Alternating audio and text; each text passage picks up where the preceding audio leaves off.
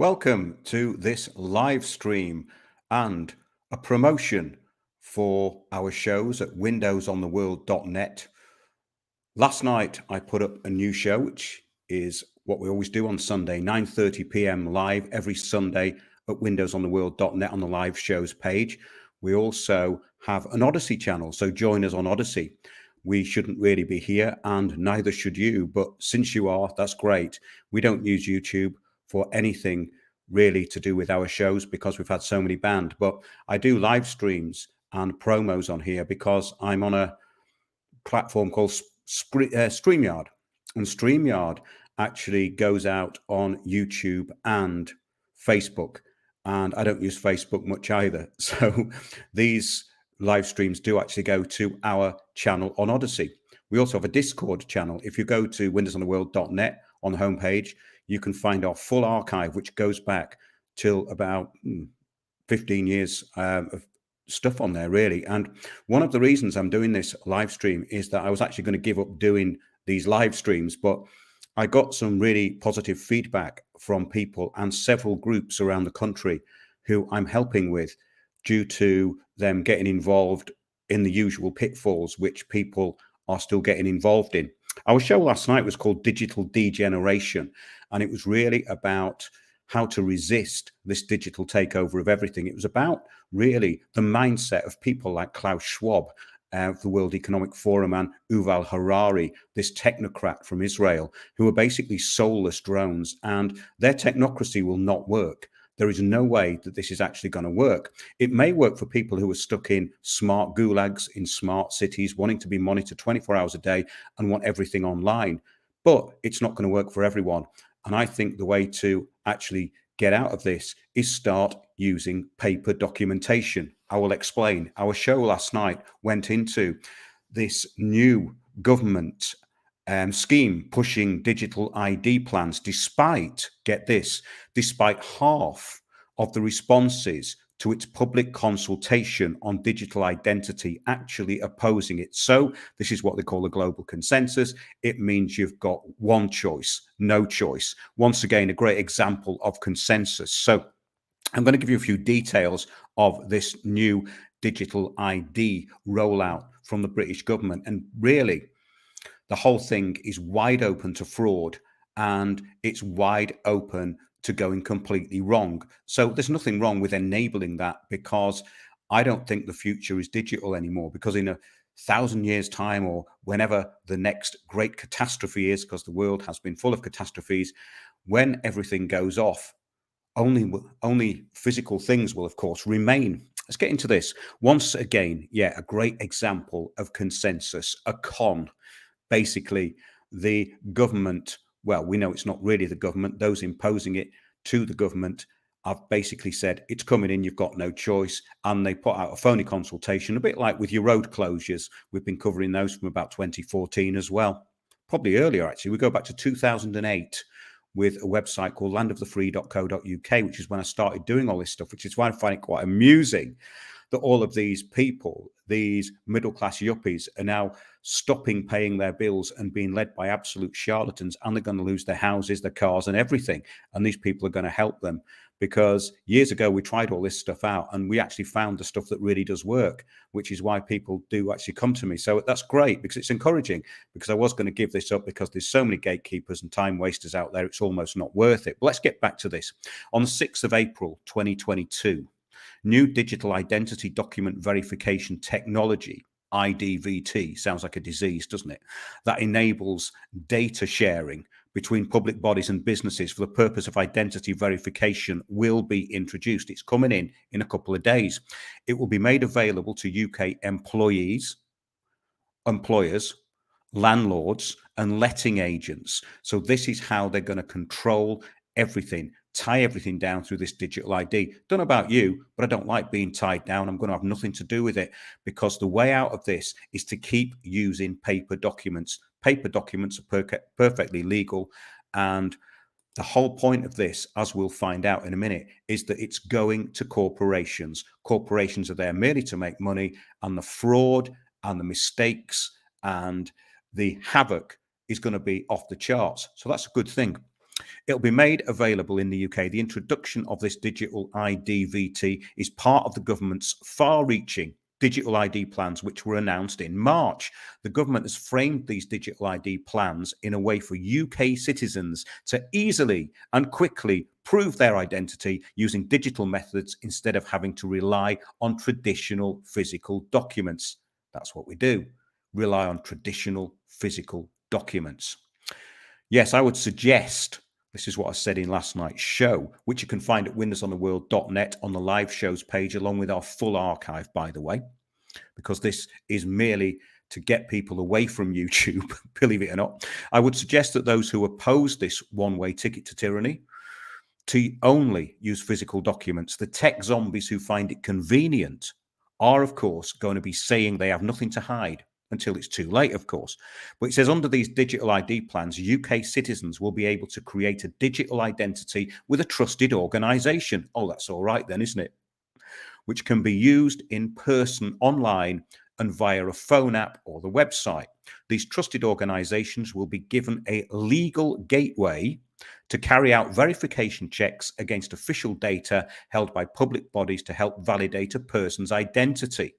The government will also allow the trust generated by a single successful digital identity check to be passed to other organizations where appropriate. So basically, this is the selling off and selling out of all personal data to corporations. And just remember one thing, if you ever had a PCR test and read the small print, if it was a private company, that private company stated on that disclaimer that your DNA was the property of that company and could be shared with anyone who they deemed to be relevant. So basically, this is the end of all privacy. This is to me where the fraud and corruption can be injected by these unscrupulous and inefficient corporations, though. Basically, the trusted organizations have been proven, haven't they, time and time again, to be useless and untrustworthy. Well, look at G4S. That's just one example. But all of these organizations that hold data, look at what happened with the Verify project in 2013. It was actually, I've got a quote here. I think it was the government that said this, that it failed all its targets and failed the public. If you look at the facial recognition scam as well, the police are now saying that if they set up one of these vans and you are identified as a witness, a possible witness, not a suspect, a witness or somebody who may be able to help them with their inquiries, then they will stop you. That's going to be a bit inconvenient, isn't it? Because 81% of the time they are absolutely wrong, which is great for the whole future of getting away from this digital ID, because basically it's completely inefficient. It's open to corruption. And I think it's going to fail because of the greed and corruption and inability of these corporations to actually do anything properly. Go to biometricid.com, biometricupdate.com, and you can find out how this industry has been growing and growing and growing. Okay. So the trusted organizations that provide these digital identity solutions will need to get accredited and certified under legislation that the government now plans to introduce. Once accredited and certified, they'll be given a trust mark to demonstrate their compliance and will be defined as being a trust marked organization. So basically, what this is all about is they are going to license these corporations to have all your data. So all data is basically up for grabs. So here we have the usual admission for those with a brain that the government had no say in the matter. That's very, very important. The government clearly had no say in this because over 50% of people rejected it. It's a bit like your local planning and what I've been talking about for years under sustainable development, which is the asset grab and management of everything on the planet, which brings me onto a few other things. So I want this to be quite efficient tonight. I want it to actually go somewhere. And at the end of it, I want you to think, great, I've got some good information there. But do please join us at windowsontheworld.net live every Sunday night, 9:30 p.m. because I've been doing these adverts on YouTube, but I didn't do one last night. In fact, as I said at the beginning of this, recently, I've actually thought of stopping doing it, because the so-called alternative media is just a complete and utter waste of time, in my opinion, because most of these people who are out there, they may have someone useful on, the next night they'll have someone rubbish on, which is why I don't do many interviews. Also, some people have contacted me saying they found broken links on the site. That is true, because YouTube took down a lot of videos. What you will find on the site is the archive of absolutely everything. The archive of all our YouTube videos is also on Odyssey. I'm going to be uploading a couple of new shows as well over the next few days, of interviews that I've done with people over the last few weeks. We've re-uploaded a show from a while ago, which somebody circulated, and it was done a couple of years ago with Tony Hurst. And it's called New Age Agenda Explained. I'm going to be putting that on the Spreaker platform, which is on the live shows page at windowsontheworld.net. So you can find it there, along with another interview I did with a listener to the show in California called Hive Mind Media. And it ties in to the shows that we did all about pawns in the media, which is what I've just been referring to, how basically the media is not really separated into mainstream, gatekeepers, alternative, and this fourth category for nothing. Because basically the gatekeepers in the middle, like GB News and this talk radio nonsense that they put out, which appeases people but then doesn't actually give them the basis of what they're meant to be talking about, which is what all globalist media does, is placed in the middle. So you've got the mainstream, which is now purely propaganda, and it's propaganda in the style of the ex-KGB. So basically the ex-Soviet Union style propaganda has been exported to the West. Quite an interesting reversal, actually, if you look at what's going on. Yes, more shows. Okay, Paul, that's great. I fancy an old... Okay, great. Harari is the walking, not living embodiment of the useless class. Exactly. These people are parasites. They don't create anything. They have no spark of originality. They will be happy welded to their computers for the rest of their life. We'll let them stay there. Well, that's not for everyone, is it? I think the whole point of this next phase is that the rejection of this great reset, go back to bartering, grow your own food, stay out of groups, because all groups are infiltrated in the UK. The UK is the most infiltrated country in the entire world that I've ever been to. I've never seen anything like it. And that was the shock that I got around 2010 when the big society came in. I know I talk about it a lot, but it's quite important, because change agents are indeed everywhere. So yes, let's get on to a legal maxim, which ties into this. Once a fraud, always a fraud. So any corporation that actually gets caught out and has to pay a big fine, i.e. Pfizer, can never be trusted again under the law. That's a legal maxim. Quite interesting, isn't it?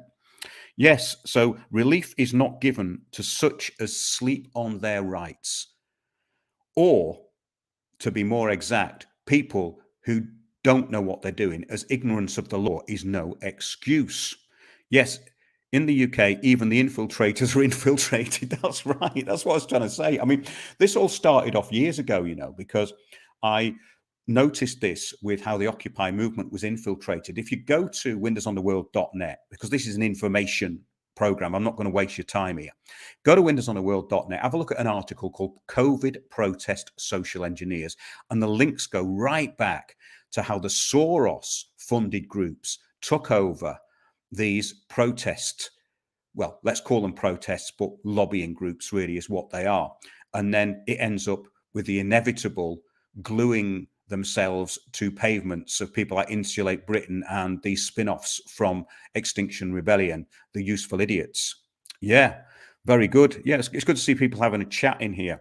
As I say, I was actually going to give up doing these because I couldn't see any point anymore, but people did contact me and wanted me to do them. So that's why I'm here, really.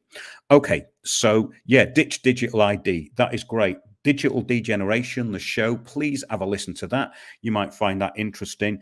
And I'm going to set up the Anti-Degeneration League, the ADL. Has anyone heard of them? Well, we're the Anti-Degeneration League. See, what we do is we mirror what the others are doing, but we do it in a way which is humorous and more effective than the globalists. For instance, the UN IPCC had a live stream today with less than 100 people watching. I was one of the only people commenting because I had a few minutes off, and I was just sat there lazily typing in all the information about Maurice Strong and basically making fun of these idiots on the screen who were just talking about mitigation and projections from computer models. And people are going, follow the science.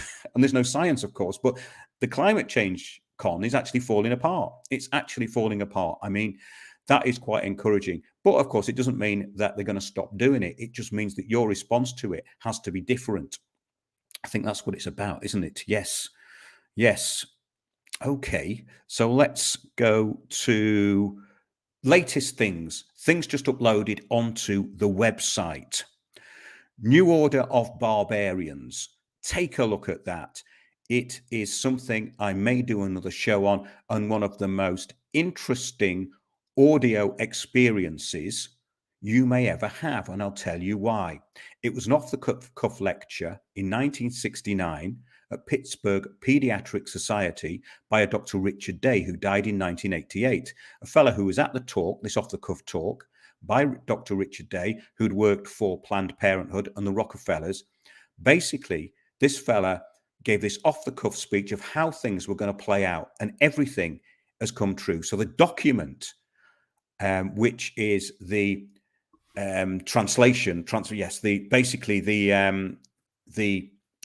transcription of this off-the-cuff lecture is there on the website, so you can read it.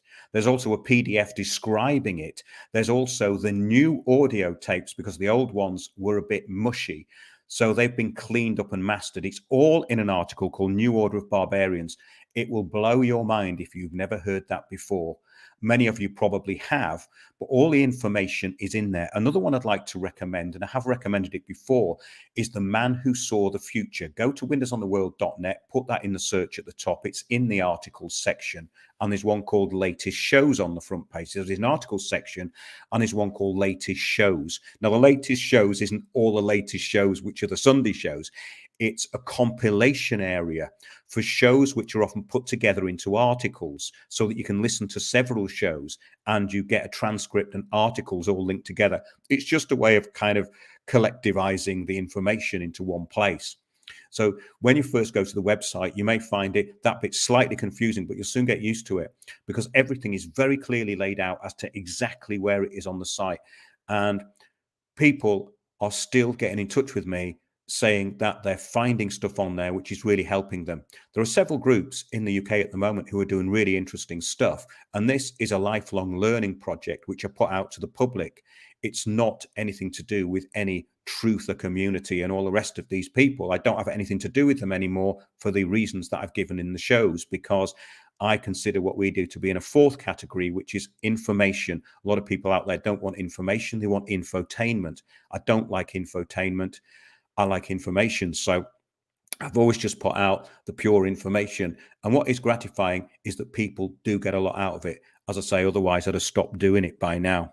But yeah, if people want to know about controlled protest, there's plenty of stuff in COVID protests, social engineers. Now, I was thinking of doing, I'm going to ask people whether they want me to do this, is go through some of these groundbreaking shows and events that precursed the shows that we put out, such as, of course, the New Order of Barbarians, The Man Who Saw the Future, who was George Hunt.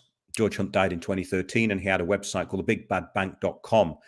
He did a 37-minute video where he was asking people to basically look into what was going on, look at what the UN were trying to put together through Maurice Strong, Stephen Rockefeller, and Edmund de Rothschild. And you can hear Edmund de Rothschild on his video because he recorded it all. He basically gate crashed the Denver, Colorado conference, the precursor to the conferences at Rio.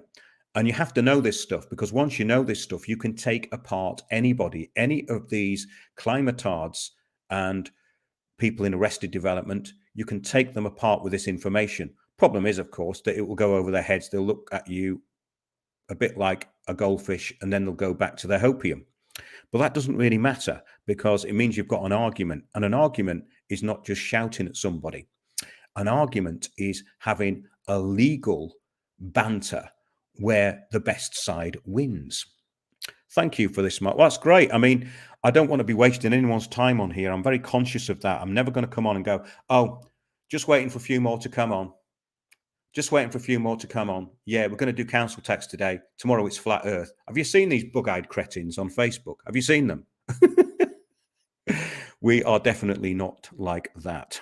Yeah, go for it. The only other person covering this type of globalist material is Jay Dyer, who is a bit Marmite. Oh, Marmite. Not Vegemite. Never mind. The elimination of 2 billion human beings by the year 2000. This was a quote. I wrote it down. There was a report called Global 2000 Report, and that can be found in The Man Who Saw the Future. Do have a look at that, because when you know the background of this, and then you can listen to other shows such as the Depopulation Plan, where we talk about the 1995 biodiversity assessment, which came out of the UN and recommended a global population of 2 to 3 billion going down to the global billion. They talk of the global billion. There was a man called Konstantin Petrov. He's dead now.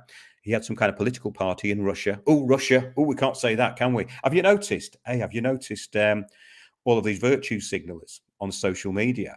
They've now gone from COVID to the blue and yellow flag, which is as much of a theatre as COVID. So these people do like a bit of theatre, don't they? But yeah, this Global 2000 report is very, very interesting. And it's also linked into something called the Draper Fund. We've covered all this over the years, but I think it's worth going over again.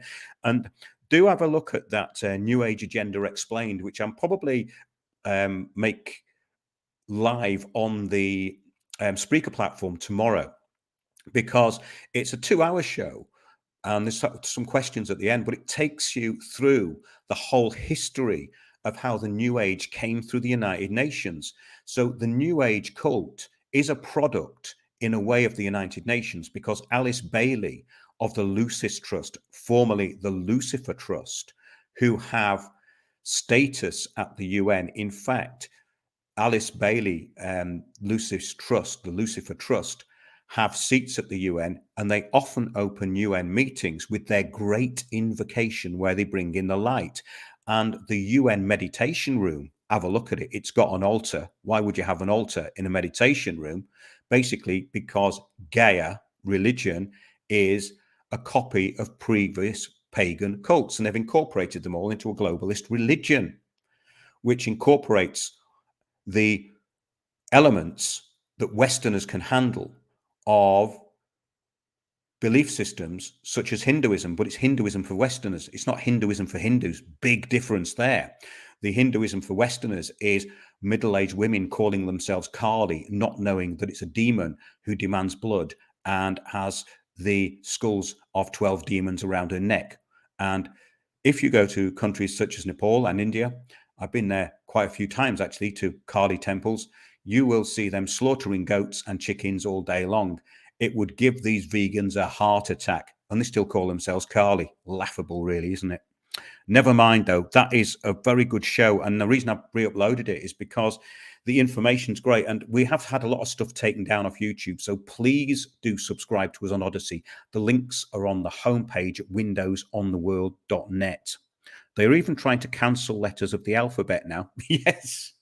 Yes, UN is evil, absolutely. And when you see the people who they get to front it, it looks totally incompetent. And that's the idea, because the UN global government policies, which came through the Paris Agreement, and well, we can go back to the Lima Declaration of 1975, which basically was the transfer of economic power from the West to the East. And all of these things are written down. But I don't think even the people who work for the UN know this stuff. They just get up and spout these word salads. It was comical today. It was absolutely comical, but it would be hilarious, except that these people are wielding enough power to stop you traveling anywhere. Remember that COVID came through the UN and the WHO. The World Health Organization is merely a specialized agency of the UN. Any specialized agency of the UN is above all international law. It's in the Charter of 1947. I know I get a bit obsessive about this, but I love the UN Charter of 1947. If you flick through it to the right point, I can't remember what section it is, but we've got it on the website. There's a great article called UN Global Governance. Check that out. It's got a bit of everything in it. It's got the whole subversion. It's got the New Age religion, how that was imposed. there's a very good video on YouTube. Do have a look at it. It's called Gods of the New Age. And that exposes some of the organizations which went under the UN, such as the Brahma Kumaris, which is a globalist foundation which implements UN policy. Again, it's an apoplectic, no, apocalyptic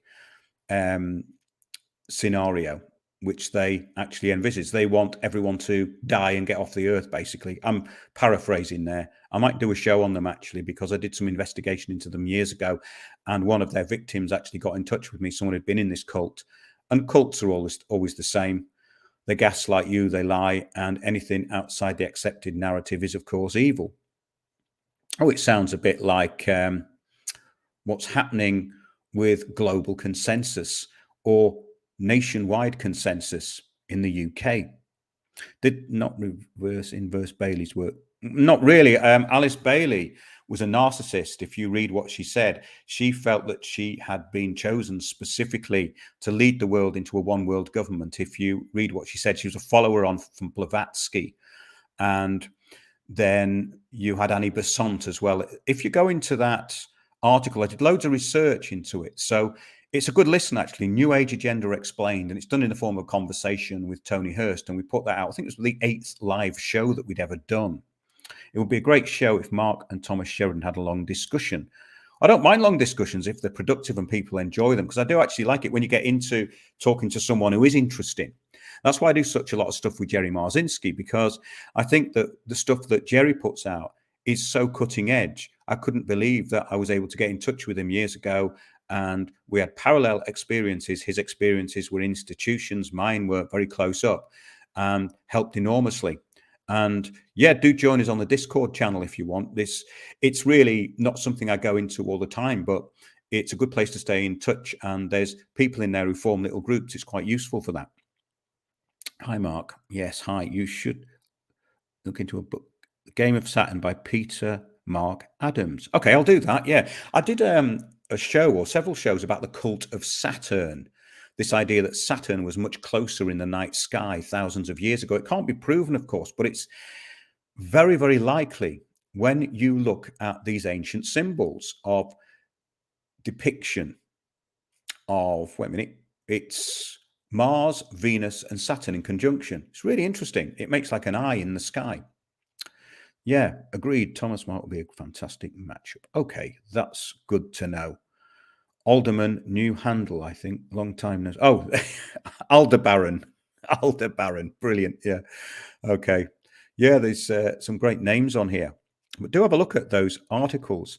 And the last few shows, I know I say this all the time, but the last few shows have been really, really good. A lot of people have been contacting me about these fake gurus with fake common law, which is fake because it's not really common law.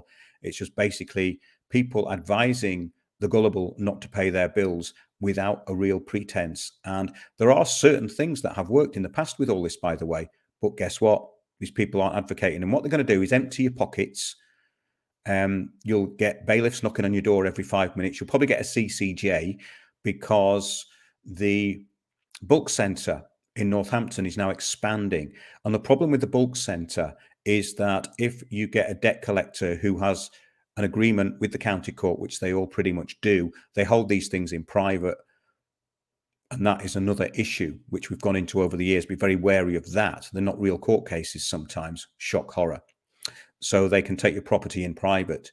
So these people who are going to these empowering workshops and spending loads of money and joining things like Matrix Solutions, which seems to be some kind of pyramid scheme of different websites, are going to get stung really badly.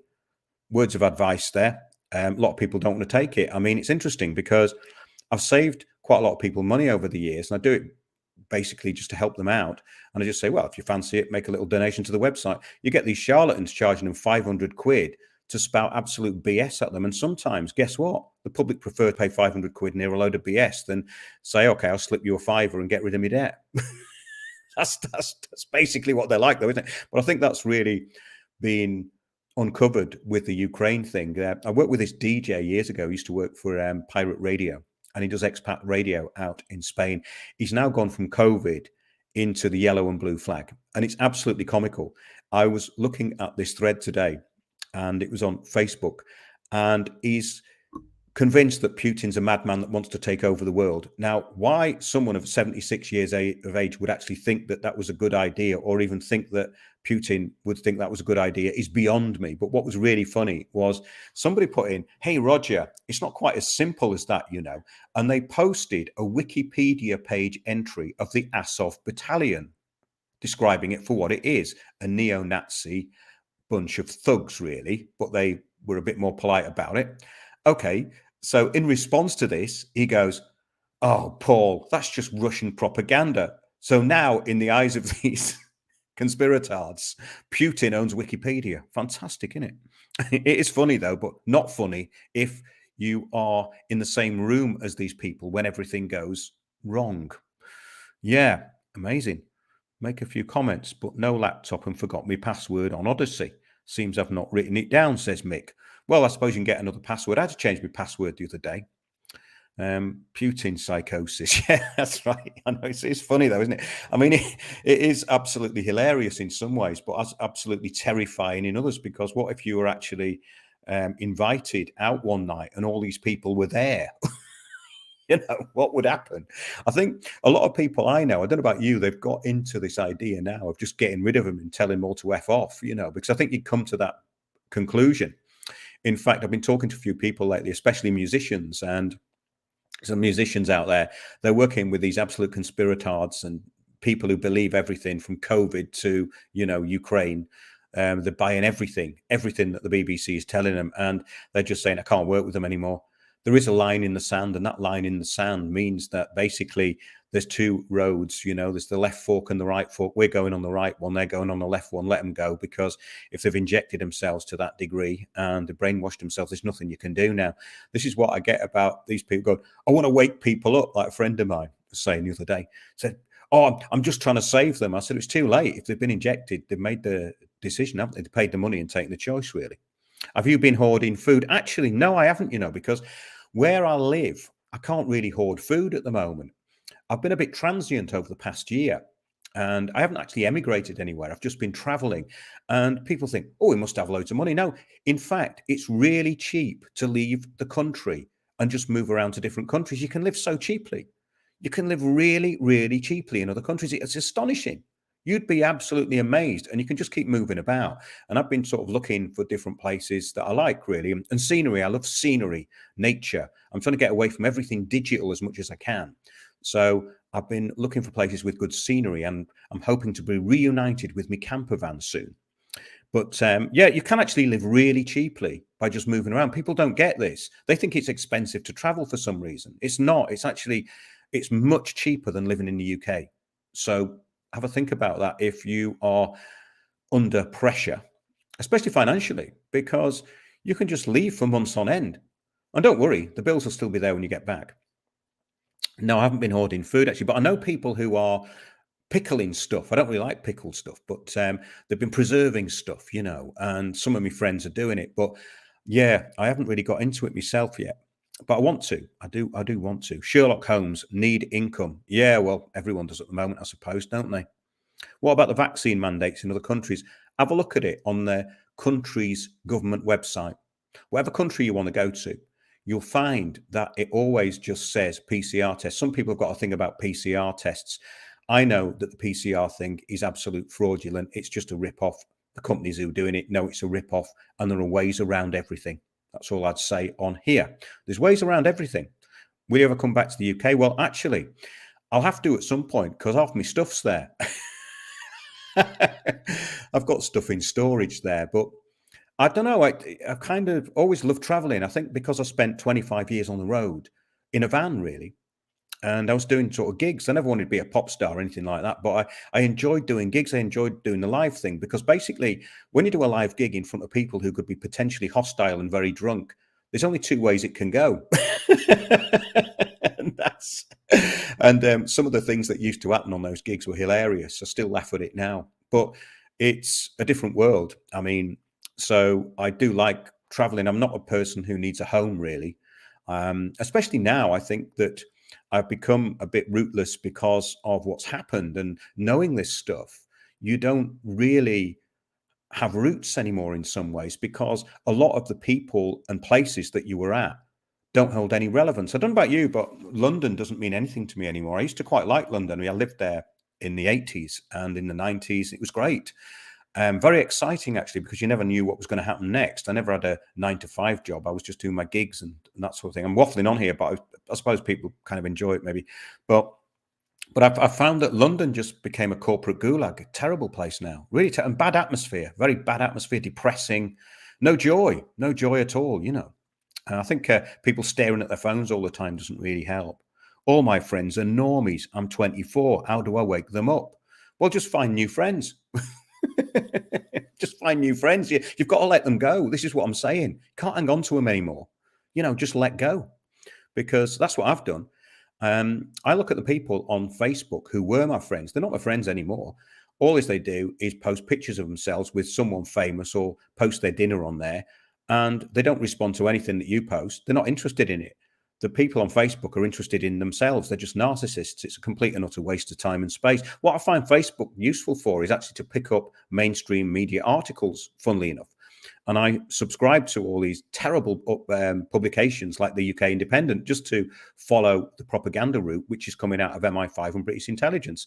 So I use Facebook really for what it's meant for, looking at what the globalists are actually doing. London was quiet a few weeks ago. When was it? Like 28 days later.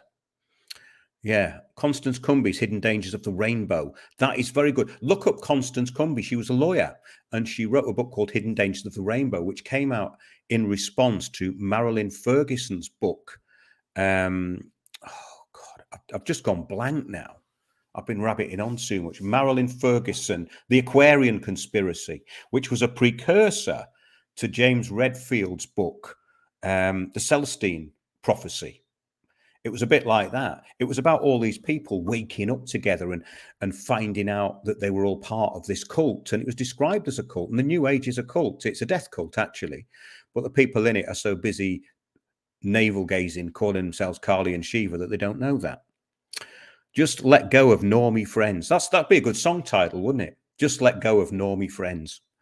You're right, mate. They have to wake up themselves. You can't, you know, Adrian, you're absolutely right. I mean, years ago, I mean, I probably sound a bit cynical now because I've been doing it a long time, but that's why I said I was going to give up doing this. But I'm not, because people have got in touch with me and they've been very enthusiastic, and they've kind of encouraged me to carry on doing it, because I don't want to be one of these truther idiots just spouting rubbish on the internet. It's a waste of time.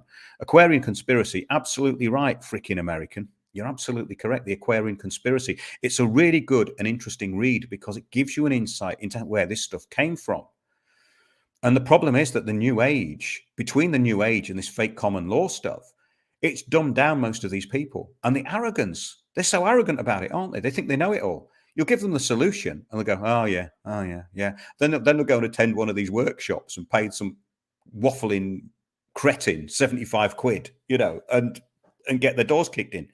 Well, that's the way it goes, I suppose. As I say, you can't wake them up. They have to learn. And I think there's going to be a big lesson learned for many people when this new austerity kicks in, because it's really getting big now. Well, we've had pestilence. It's now time for famine, isn't it? You know, it helps with jobs. What's that?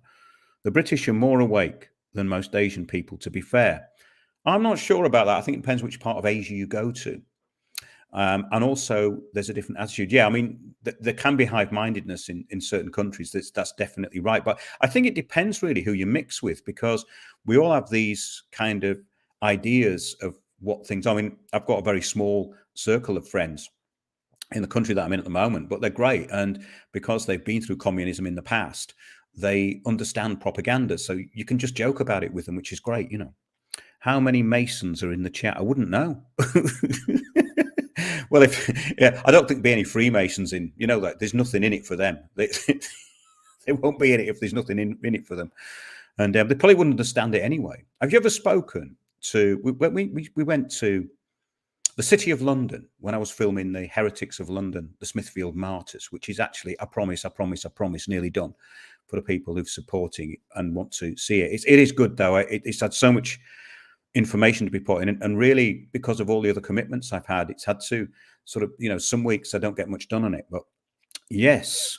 Yeah, we were talking to someone outside one of these Freemasonic halls, and I said, "Oh yeah, they used to do all sorts of things here. They boiled a priest, sorry, not a priest. They boiled a housekeeper in oil because they were said to have poisoned the king."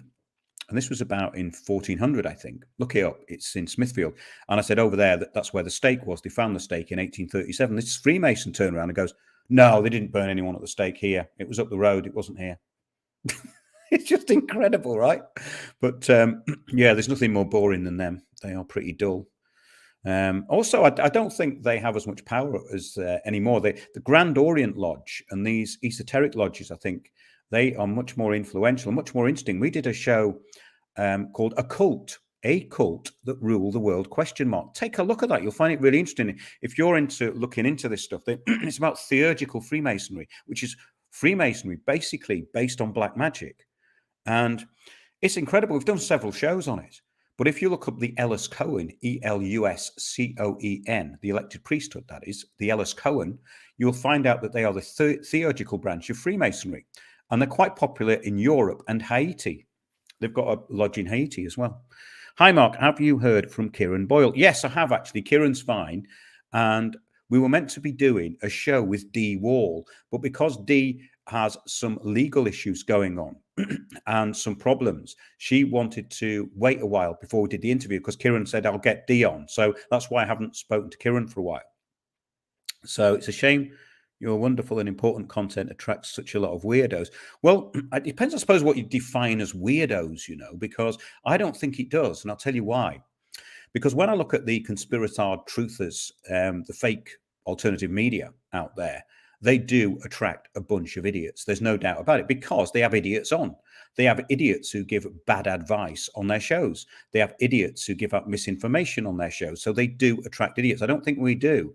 I don't think it attracts weirdos. I think it may, you see, the thing is that a lot of people who are working in sort of mainstream, they find me quite eccentric because I've actually never worked in an organization for any period of time. I can't do it. I've always worked on my own.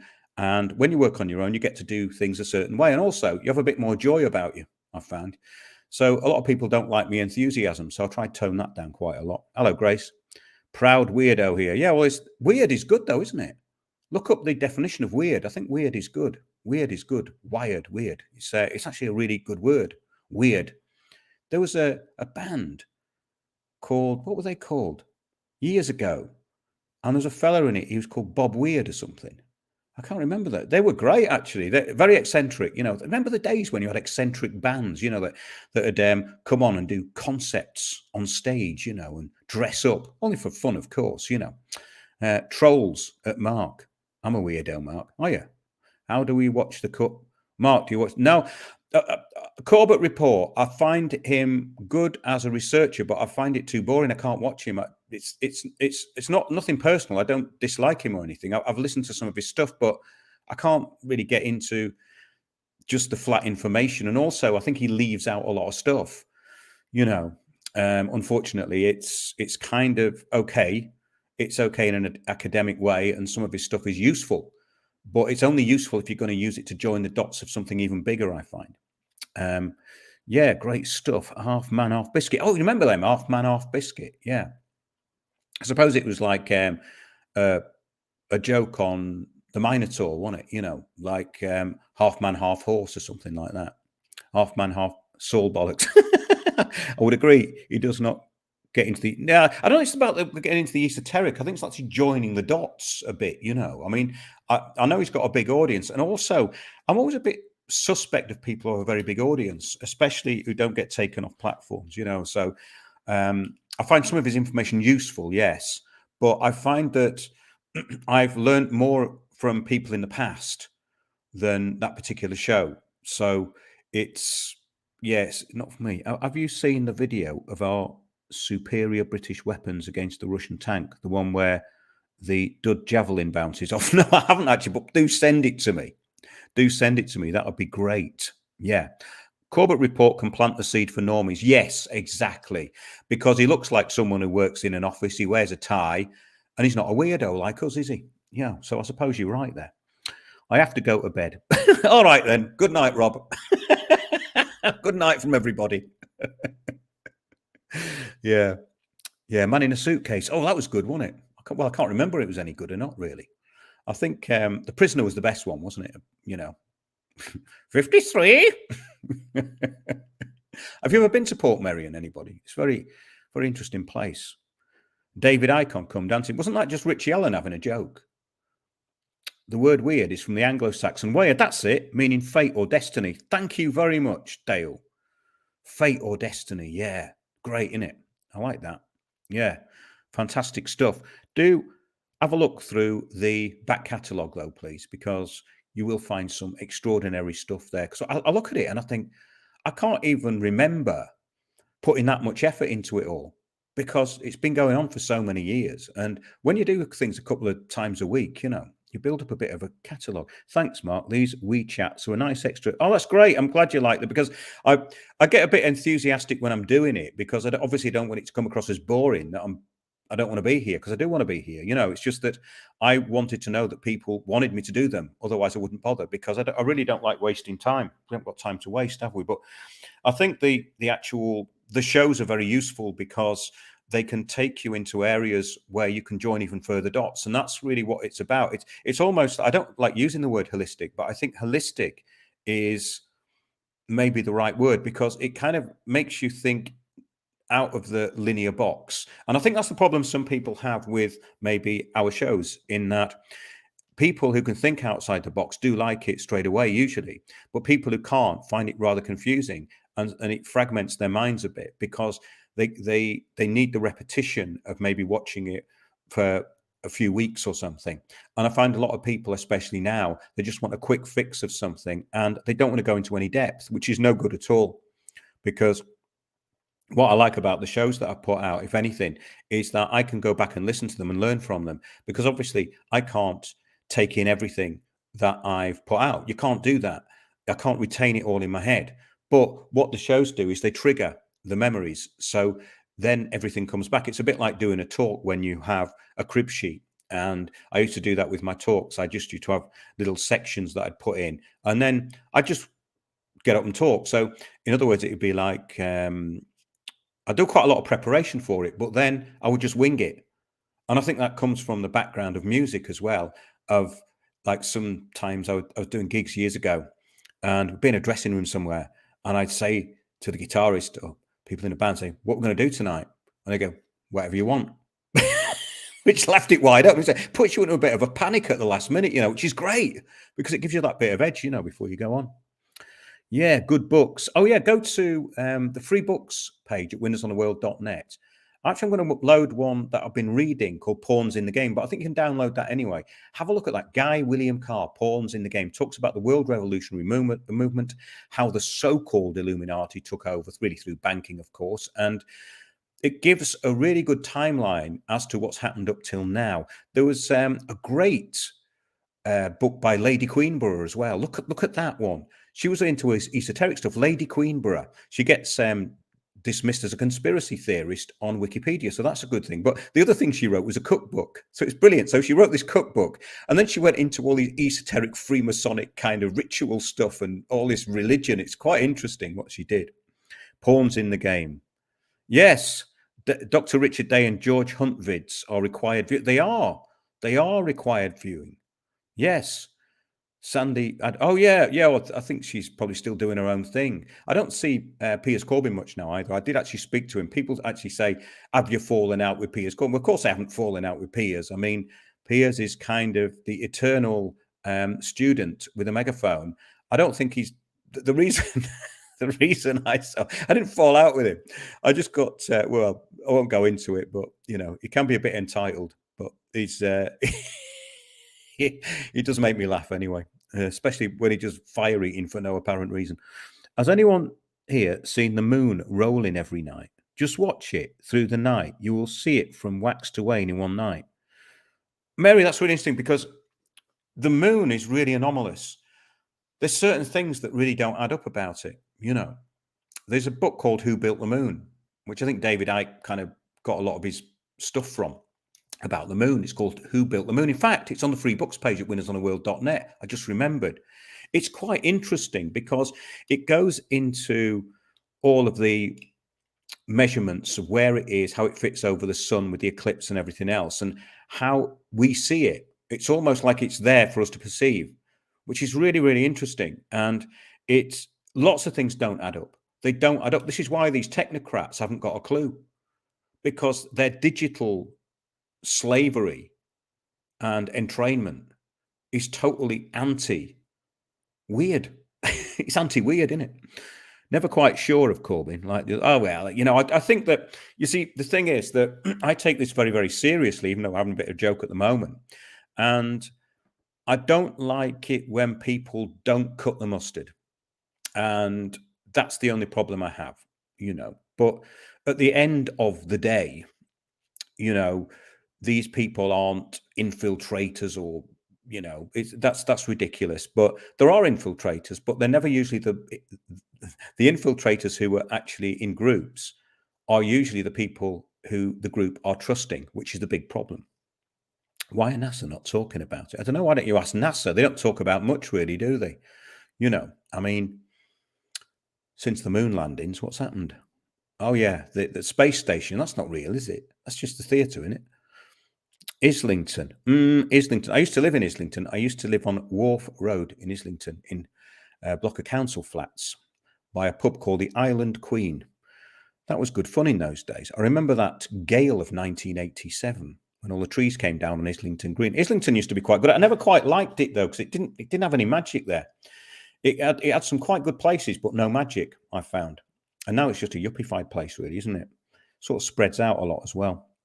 NASA, never a straight answer. Fulham myself. I used to live in Fulham as well, you know. Yeah, Fulham. Yeah, I used to live all over London. Ended up in Walthamstow, though. Steve Watson. Hello, Steve. Yes, sun and moon were in the sky at the same time. Yes, exactly. No, it's kind of anomalous. But what happens is these gatekeepers will give you some kind of reason for it, but even that won't add up. I think it's far more mysterious than we think. Have you ever seen that effect around the moon? I've seen it several times, where you get an outer perimeter, which is about 1.5 times the size of the moon outwards, and there's a big ring of white light. I don't know what that's called, but I've seen that several times. That's a really interesting phenomenon, that one. 5G, here we go. Mark Stewart and the Mafia. Is that a band, is it? Mark Stewart and the Mafia. Have the poles switched yet, or is it magnetic? Well, I think that the pole thing was interesting, wasn't it? Because wasn't it moving about 30 kilometers a year, you know, away from its pole? You know, the magnetic north was moving and still is moving, but whether that will actually cause a polar shift in the respect that the world had turned upside down is debatable. It's just destabilizing the magnetism, innit? Do you remember all that stuff in 2012 when they thought there was going to be a polar shift and they're all going about that Mayan stuff, which was all completely misinterpreted? And I bought a book on it, 2012, and you think, that's a lot of good now, isn't it? Okay, I thought that ring of light around the moon was caused by my glasses. No, it's not. Take your glasses off and have a look. No, I took my glasses off and it was still there. Yeah. That sounds like something that, you know, it's like, you know, those comedy letters that don't really exist that could have got into newspapers. It sounds like one of them. I thought that ring of light around the moon was caused by my glasses. Oh, it's funny, that is. I think they call it a corona. I think they do, you know. I think you're right there, you know. They call it a corona. Space Weather was saying that Mars poles shifted the other day. Yeah. I was looking at a load of stuff the other night. Remember Space Age? Remember that was in the 70s when everything looked space age, like it was out of 2001. Do you remember that? Yeah, I was looking at some analog stuff last night. It's quite funny, you know. Remember, years ago, everything was round, you know, with a screen on it. Do you remember that? To make it look futuristic and modern and space age. Maybe a lunar corona as opposed to a solar corona. Yes, Sean, you could be right. I think that would be quite... Fairborn, Wales, opposite Abu Dhabi. Known well since a child, was from Swansea. That's my first time sending a comment. Thank you, Mick. Yeah, we did a talk in Fairborn. For anyone who doesn't know, you can find a couple of articles and they will describe exactly what happens to you when you try and go against the Global Action Plan. demonized by newspapers, slandered by MPs, and a load of BS. It's called Fact-Free Welsh News Fails, about the Cambrian Times, who put in a load of nonsense. I don't really want to go into it because I think I talked about it on Richie Allen's show the other week, and I've mentioned it. Elvis is mad of blue cheese. What search engine are people using? Well, I don't know. I suppose you'd have to ask them, really, wouldn't you? I suppose if they put it in the chat, then you'd know. What internet browser is everyone using? Has this conversation got boring by any chance? Yeah, are you ready to watch some paint dry? Yeah, I might do some more of these live streams anyway and get some people on, because I think people do quite enjoy it, and I get a bit of a buzz about it really when I'm doing it properly. It's just that sometimes I was sat there listening to people and thinking, are we actually on here for any particular reason? Because I'm so disciplined with shows, it has to be bang, bang, bang, bang, bang information. But sometimes you can lay back on it, can't you? Tinfoil is the new black. It's good names on here. Yeah. Yeah, don't forget to change it to live chat instead of top chat. I don't know what that means, actually, because I broadcast this on StreamYard, which I subscribe to and I pay for. So it just puts it onto YouTube automatically and Facebook, which is unfortunate because I'd rather it put it onto Odyssey and other destinations. But Facebook will get zero engagement because the only people on Facebook are interested in posting pictures of the dinner or pictures of themselves or pictures of people they've seen. I mean, it's useless, really, isn't it? Yeah, these live streams are important. Thank you, Aldebaran. That's great, because I've got loads of information I can put out, on these. Maybe, see, I think what it is also, you can get a bit burned out with it all. And that did happen a while back. I was doing some live streams and I thought, well, actually the Sunday shows are better. But yeah, I mean, I suppose we can do more of these. But yeah, just have a look at The Man Who Saw the Future, because basically I went into that, and it's so important that people realize that the planning of societal change takes place decades before the public see any signs of the implementation, which is why they don't believe in the bigger picture, because they can't get their heads around that these people are thinking 100 years ahead in some cases. They just can't get their heads around it because, well, why should they? Because we think in terms of our own short lives. And I've been thinking in terms of that these days and thinking, well, okay, so what we're going to do, we're going to be on the internet for the rest of our lives, because I like going out into forests and disappearing. And you can do that in loads of places, There's loads of places in the world where there's no people. So the globalists have got it all wrong. Not everywhere is overpopulated, you see. Yes. Most will never be able to see the plans behind these changes as they believe the cover story. There's two stories for everything, you see. There's the real and the stated goals, which is why the public never understand that sustainable development is a depopulation program, because they think it's about them saving the planet and saving resources. But it's not. It's about giving resources to corporations who are going to restrict the use of it for everybody else apart from the global elite. Have you noticed that Savills estate agents are buying up farmland in the UK, which is going to be rewilded? The farmers are going to be wiped out. So good time to start growing stuff, I suppose. And yeah, if anyone's got any horror stories about what's happening, do let me know, because the horror stories are often where we find the solutions. Yeah, I did a lot of work on that New Order of Barbarians and the Man Who Saw the Future. So do look at them, because I went into the whole fire and water, the Freemasonic and Rosicrucian concept of Cain, Abel, and Set. I've done all that stuff. Yeah, it's very interesting because they actually use these as management concepts. They don't even use them as esoteric kind of allegorical things. They use them in terms of planning. So, in other words, when Edmund Rothschild said the World Bank and the banks under the UN Sustainable Development Goals were going to be the fire which brought the water in through the environmentalism. So the environmentalists, the people who basically are the water which flows and which is steered by the people who control the fire. And this is this alchemical balance of fire and water. And it's the Rosicrucian thing. But they use it as a management concept. Yeah.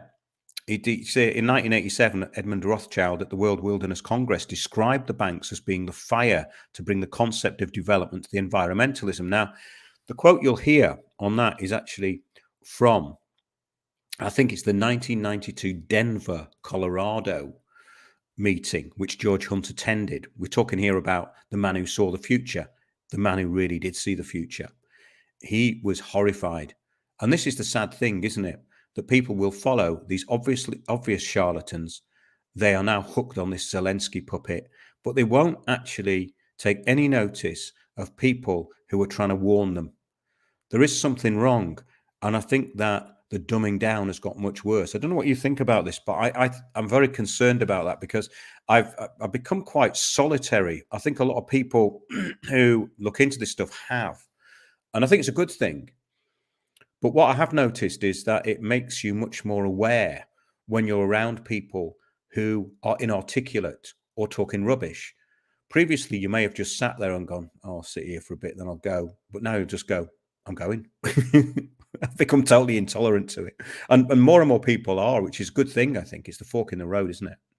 Denver, Colorado. I lived some months in 2000. Yeah, well, Denver, Colorado, I think, was where was Maurice Strong had his Backer Ranch. Look up Maurice Strong. I've done lots of shows on him, actually. If you look up New Age Global Governance in the archive.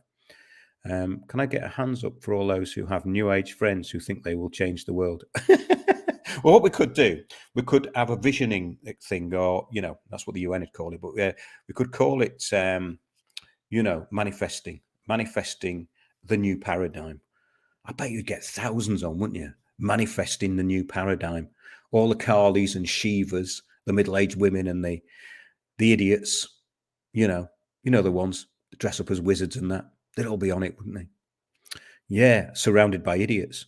Mark, would you on the Book of Enoch? Yeah, I used to love the Book of Enoch, but it's like very fragmented. I've read it several times. It's like in 3 bits. It doesn't really make much sense. I think it's been hacked together because the first bit where he gets taken up to see the angels is very, very clear. Then it goes into this whole bit about Israel in the middle. And then it starts with woe to you, woe to you, woe to you. And nothing seems to happen in the end. It's very, very strange. But the actual preserved passages in it, in the first section, I think are fantastic. Yeah, we'll do a show on the Book of Enoch, actually. I think Emil in our Discord group mentioned that a while ago. And I think, if anything, the shows that we put out, they do put things across very clearly.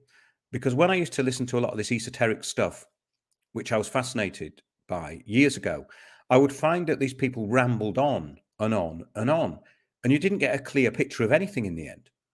I found that with a lot of that kind of information. And that's why I decided to work with Ingrid McLean for a bit. Ingrid McLean of ResonanceBookworks.com, who publishes the works of Comins Beaumont. Because when she first introduced me to Comins Beaumont, I just thought, this is nonsense. This bloke can't keep a thought in his head. What's going on here?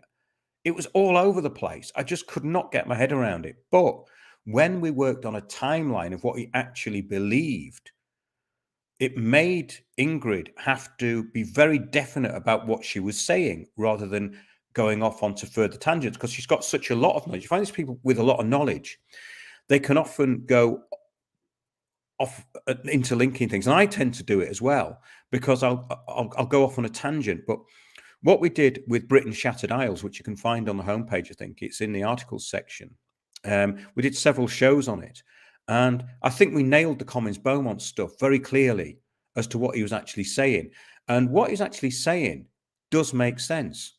In other words, the Israel of present day has been relocated, which sounds absurd until you actually look at the stories and then the circumstantial evidence. Of course, it's a conspiracy, allegedly, by Constantine and his mother Helen, who went over and found these 3 churches where they were going to transplant Christianity from guess where? Yes, Britain.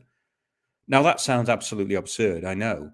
And I just had an enormous problem with it. We had so many arguments about it, really, but not arguments in a kind of, I was trying to get Ingrid to completely explain what she meant, because I wanted to nail it down, and it worked in the end. I think we did a really good thing like that. So I think that if anything, it's like an encyclopedia, the website, because there's a lot of that stuff already been covered, but I think we cover it in a way which puts it into a framework and a discipline which is helpful. And that's what I am really like doing editing. It's like editing a film.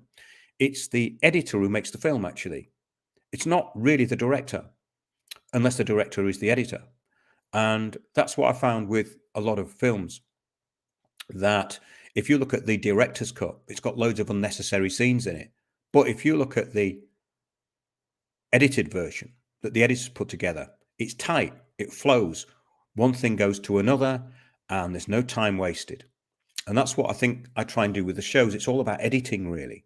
And that takes a lot of mental energy. That's probably why I get a bit burned out with it, because I don't just go on and waffle. I mean, I am doing tonight, admittedly, but when I put the shows out, I don't go out and waffle. I just concentrate on getting the maximum amount of information in the clearest way in the shortest time possible. Live brainstorming, verbal brainstorming. That's how I think of it when people with lots of knowledge go on a tangent. Well, it is, because I think it's the sort of brain as well, because these drones, you see, who end up, I don't know whether you found this, but I left school with very few qualifications. I couldn't wait to leave. But the people that were very kind of compliant at school and kind of went along with it have turned out to be so bloody boring. I mean, unbelievably boring, in fact, like astonishingly more boring than you could ever imagine. I can't stand being in situations where media and music is played that I can't control. I found that really irritating, actually. I think it started off in the 80s, didn't it, when pubs played really loud music when you went in. And you'd end up really shouting by the end of the night, and you'd come home the next day and your bloody ears would be hurting because people shouting in your ears, And there's always someone who really shouts loudly in your ear, isn't there? And also, I don't know whether you've noticed, I think it's to do with people being more autistic and shut off. Autism is obviously a spectrum thing, right? But what I find is that people don't seem to have any ability to control the volume. So, in other words, if someone's talking to you, if someone's talking to me across a table, I'll lower my voice and I'll keep it to a certain level. But a lot of people can't do that. They're shouting all the time, aren't they? And I think it's this narcissism, this, and the new age has been a big part of that. The new agers come into a room and they make an oration. A lot of them, don't they? They come in and they start making statements. I found that a lot in Glastonbury, actually. That's why I moved away from there. I tried to stay away from it as much as possible. Maxwell Jordanus was a character in one of Blavatsky's books. Oh, you mean Jordan Maxwell? Yeah. Praising her and attacking those who suggest she isn't a world teacher if you know how to use a search bar. Yeah, I mean, the man's just died, but I found Jordan Maxwell, he strung things out too much for me. I like information, and he put out stuff I didn't think was very reliable. I know people like him, but a lot of the stuff wasn't reliable. And when he agreed with Alex Jones about he said, Alex Jones says, yeah, at the center of it all, it's a load of pot-bellied Nazis. No, that's right. Pot-bellied Kabbalistic Nazis. Pot-bellied Kabbalistic Nazis. That doesn't work, does it? No, there's no such thing as a Kabbalistic Nazi. I'm sorry. Unless you're talking about something that was before Kabbalah and where that came from, which is interesting because I think the Tree of Life stuff was actually nicked by the Kabbalists in the Languedoc and 12. I've done a lot of stuff on Kabbalah as well. That's another thing that's all mixed up, isn't it, with the New Ages? They don't actually know the Zohar and all that and when it was actually written. And if you go to the proper sources, they do tell you. Alan Watt, he was good, wasn't he? Yeah. It kind of did a lot of similar stuff, but I like listening to him because what I liked about his stuff was that you could go off and research some of the stuff he mentioned because he generalized a lot of the time, which was quite good in those shows, I thought. Who did Alex celebrate with on election night? I don't know because I don't watch Alex Jones. Mark, what do you think about the Anglo-Saxon mission? I've no idea. Is there one? Do you mean the mission of Anglo-Saxons at the moment? Because they have been a bit marginalized, really, haven't they? Windows on the World. Do you think Max Egan is a fake? I don't know, but I don't really listen to him, to be honest, because I don't learn anything from him. I'm being perfectly honest here, wouldn't lie to you. but I don't really learn anything from him at all. I like information, and I like specific information with times, dates, etc. And I don't learn anything from that personally. No. People who liked that talked a lot. People like Eustace Mullins. I liked him. I didn't think he was right about everything, but he had a lot of information. When I say I don't think he was right about everything, I think that when he did the comparisons with the sons of Shem in the Curse of Canaan, I think it was an allegory, really. I don't think you can take that stuff down to something that specific, but it did work within the framework that he was talking about. But I thought Eustace Mullins was great because he's very intellectual and very funny as well. What's your take on Yuri Lena? I don't know. Should I know? Is she related to Yuri Geller? I don't know. I don't know. I have no idea who she is. I'm sorry. Send me some stuff, Depressing. Yeah, I find him depressing. E. Michael Jones. Yeah, I've listened to E. Michael Jones since he started. I listened to E. Michael Jones a long time. He's stuck in the Catholicism thing. See, I don't think Catholicism is the answer. I think maybe the old Catholicism, before the Romans took it over or changed it, would be better. But he seems to be stuck in Catholicism, and I don't think that's the answer at all. I think it's a trap, personally. Do you ever listen to Michael Tsarian? I used to listen to Michael Tsarian, and I used to find that, and I do like his stuff actually, but he's another one I find really hard to follow, because he'll start going on about something, and 3 hours later, I wake up. I'd listened to Michael Tsarian years ago. I wake up and I go, what the hell was he talking about? I can't remember any of it, But he's got some good information, and he talks about the Cummins Beaumont stuff as well. He's a good musician as well. I like his music, actually. I like his music. That's good. Kali Yuga. Oh yeah, we're in the Kali Yuga, aren't we, or something? Yeah. He escaped. I'm losing track of some of these. Mark, thoughts on Freeman Fly? I listened to him years ago, actually. But a lot of these people, I'll be honest with you, I don't listen to. I tend to go to sources of information and kind of expand on them and join the dots. That's what I like doing. Going to a source of information and expanding on it, or finding a really good whistleblower, like George Hunt, or the one I mentioned tonight, that Dr. Richard Day, to go to these because I find that fascinating, Freeman Fly. He's been around ages, though, hasn't he? Freeman Fly, yeah. But I think what happens is that you get to a stage where you get past a lot of this stuff. You've heard it in a way, so you need more specialized kind of knowledge. That's why I found that I was more drawn to, early on, I was very drawn on to the ancient history stuff. And then I found out that the people who I talked to, basically, well, they know quite a lot, but a lot of them put arms and legs on it. So you can't really do that. You can't really, because a lot of them have books to sell. So what they'll do is they'll find something like Göbekli Tepe, then they'll link it to something else. And the next thing, it's it's predicting the future, or it's a time clock, or it's a portal or something. You know what I mean? And I found that was the problem with it all. One I do like, actually, is Brian Forster, but he's kind of, I've exhausted a lot of the stuff I used to talk about with Brian, but I'd like to talk to him again. I do like Stephen and Evan Strong in Australia, and they get a bit of a hard time.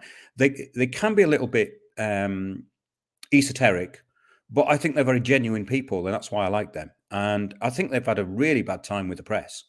And Stephen was a teacher, and yeah, I like them. They're great. They're just nice people. Freeman's ex-girlfriend did a good show yesterday. I don't know who he is, about the history of scientific experimentation, rat learning. Oh, that sounds good. Yeah, that sounds good. Yeah, arms, legs, bells, and whistles. Oh, on a trivial point, Odyssey has got loads of films that have been uploaded. If you like sort of old films, which I do, look on Odyssey, you'll find them. I've been downloading them, actually, because I think a lot of them are going to get taken off, but everything's on there. It's quite amazing, It's like, I suppose YouTube used to be like that, didn't it? Until they Googled it. Charlie Ward. Charlie Ward. Oh, my God. Oh, yeah. Charlie Ward. Yeah. I mean, that's incredible, isn't it? That's just incredible. It's just incredible. I mean, it should be on the Fast Show, really. Remember the Fast Show? It should be on there for a couple of minutes, but doing that for hours, it's unbelievable, isn't it? Windows on the World is Thomas Cherryton. I don't. Well, I'm sure he isn't. I mean, I'll listen to him. I don't like making judgments about people I don't really know. I mean, the thing is that, you see, I don't learn a lot from a lot of these people who people are mentioning. They're not resources. So I've tend to have got very not clinical, but like specific with knowledge. And a lot of these people who are mentioned, I don't get specific information from them, so I don't go and listen to them. But I think also because I've been listening to it a long time. See, when you start off, you need to listen to so many different sources. But as you carry on with this stuff, you kind of narrow down to what you need to be talking about. And as much as I enjoyed early on talking to people about ancient civilizations, you come up against the same brick wall that they've come up against, because after a certain point, you don't know. You just have to speculate. And that's the same with all history, really. You know, I read all the books, Forbidden History, and looked into so much knowledge on it, which is probably why I can talk about loads of different things, which is useful, because I don't see things as being just about one thing. I do think everything is linked. I think as well that's why I wasn't academic at school, because what I found was later on, I was more interested actually in people. I could definitely hold my own with people who'd been trained in the trivium at public school.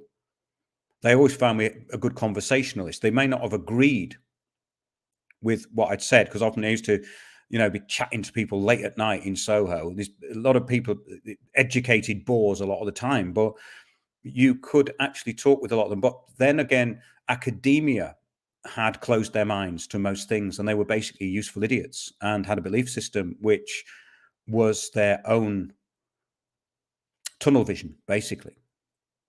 Yeah, Ralph Winter. Who's Ralph? Yeah, it sounds like Panto, but there was a singer called, not Mike and Bernie Winters. Do you remember them? They were dreadful, weren't they? Yeah, great to listen to as always. Think I'm doing my bit. Oh, I'm glad you're doing your bit, Alex. I think we're all doing our bit.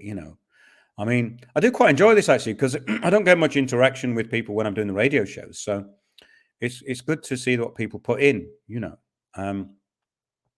I got a bit fed up with it a while ago actually, because I did a show and it was really all about these people who attack people online, because for some reason that was happening to me quite a lot, and it happened over the years. And I got to look into why that was happening and who was doing it. And it leads you into some very interesting areas, which a lot of people, unless they've looked into it, will not get. That's why I keep it fairly simple on that. But somebody actually put into the chat and they said, these so-called truthers are really thick, because what they'll do is they'll call everyone a shill, and then they follow the people who are the real shills and they defend them. But that's the same as really what goes on social media. And I thought it's these Telegram groups. I'm not in any of the, I don't know whether people are in these Telegram groups, but I just cut all that off, because you just spend your life wasting time, and you'd be better off growing food, digging a field, or doing something practical for yourself, really, and getting out of the digital world. Big question is, are we? Yes, we are winning. Winning. I keep meaning to put Common Law Malcolm's manifesto up. Weeks go by. Have you noticed this? You know that they said from the 80s that the electrical pulse of the Earth was speeding up. The Schumann resonance was speeding up. But I think it changes. It's variable, as far as I know. But when I last looked at the Schumann resonance, it was rising a lot, It's gone up a lot, which means that it must affect the way we metabolize time in some way or other, which is why I think there's a continuum. It's almost like there's a continuum. It's like the day doesn't end. Everything just carries on in one continuum. Where I am at the moment, sometimes they use really loud power tools here and sawing up logs, like get chainsaws starting up in the morning. So, or someone will be bashing a hole in the wall next door or something. It's quite noisy here, so it can get a bit sort of disorientating anyway. But it's really strange, because it's almost like the day doesn't end; it just keeps carrying on. I don't know whether you've found that. I've found that. Did democracy actually ever exist? Well, I think it's the definition of what people think democracy is that's the problem, isn't it? I put I put a lot into your show tonight. Oh, thanks, Brian. Cheers. Thanks a lot. I watch common law. I'd watch a common law Malcolm sitcom. If I have time to write, it would be funny, wouldn't it? But the problem is, there's a common law Malcolm sitcom on Telegram all day long. I mean, some of the stuff I see on there, I joined some of these groups on Facebook because they're so funny. That's where I get some of my material for Malcolm from. You know, it's totally winning stuff. They are definitely winning. You know, I mean, it's incredible. I think there's one called The Unlawful Legal System or something, and that is it's comedy gold. It's comedy gold. You know, it's full of people saying, "Well, there's no contract." It's like something out of a surreal comedy because they're failing to address the issue pretty much all the time. How do we clear these psychopaths out of their positions of power? It's very difficult to get psychopaths out of positions of power, isn't it? Because they're very good at turning the tables on you in public. That's why I've recommended that people, when they find out there's change agents in their group, don't openly confront them, make them live up to their own image and what they're meant to stand for. Keep them strictly to their own rules, sort of Saul Alinsky stuff. Because I know people who've called them out and it can work, but it can go against you. And that's the problem. You have to be strategic with these people because remember, they've been trained in Saul Alinsky rules and all that. I'm talking about people who infiltrate now.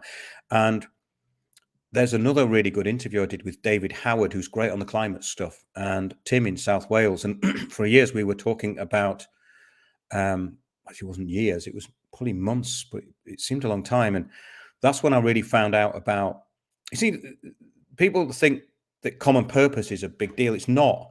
Common purpose is like a finishing school for change agents. So they've already been through the process when they go to common purpose. They get sent on these common purpose courses by their employers, like the council. And that, yes, Saskia Kent, who took over Occupy and ruined it within a few weeks, was a common purpose trainee. Clyde Lokes, the change agent from Waltham Forest, was common purpose. Yeah, absolutely. But it's like a finishing school for them. They've already learned the subversive techniques. And if you look at organizations such as Crown Agents, look at Crown Agents training the future leaders of the world and future leaders of all industry, corporations, NGOs. These people do not actually apply for jobs and get them like people think they do. They're chosen and stuck into these positions. And that's what a lot of the public don't get. If you look at Crown Agents, Unlimited used to be in Whitecross Street. I did a show on this in 2014, all about that and the Fabian Society, Tavistock Institute of Human Relations, how they're all linked in together. And absolutely fascinating. Well, these change agents, it was a mystery to me where they were coming from because there was loads of them. But when you consider that they have been trained into sustainable development, that makes a lot of sense because that will make them intolerant to anything outside their paradigm. Common purpose is now obsolete guff. Yeah, it is absolutely, Robert. I mean, I don't quite know why it was made such a fuss of in the first place because it's a tiny speck in an ocean of change agents. People who attend common purpose meetings always look like smug school. Well, of course they do because they're in arrested development. These people who are trained are in arrested development. Absolutely. Richard Grove's history blueprint tool is brilliant. Yeah, I think I've looked that up. I'll make a note of that if you don't mind. Richard Grove's. Yeah, that's great. Oh, thank you. Which primary source would you suggest to newborn plebs? Our common future seems to be a repellent. Well, the problem is, you see, that when you're talking about something which is non-linear in some respects and has many strands, you can't convince those sort of people. I think you're on a loser even trying to, because they'll read our common purpose and not be able to understand it because they can't read between the lines of what it means. They can't see that these impositions were put into place by very powerful people because they think they're not powerful.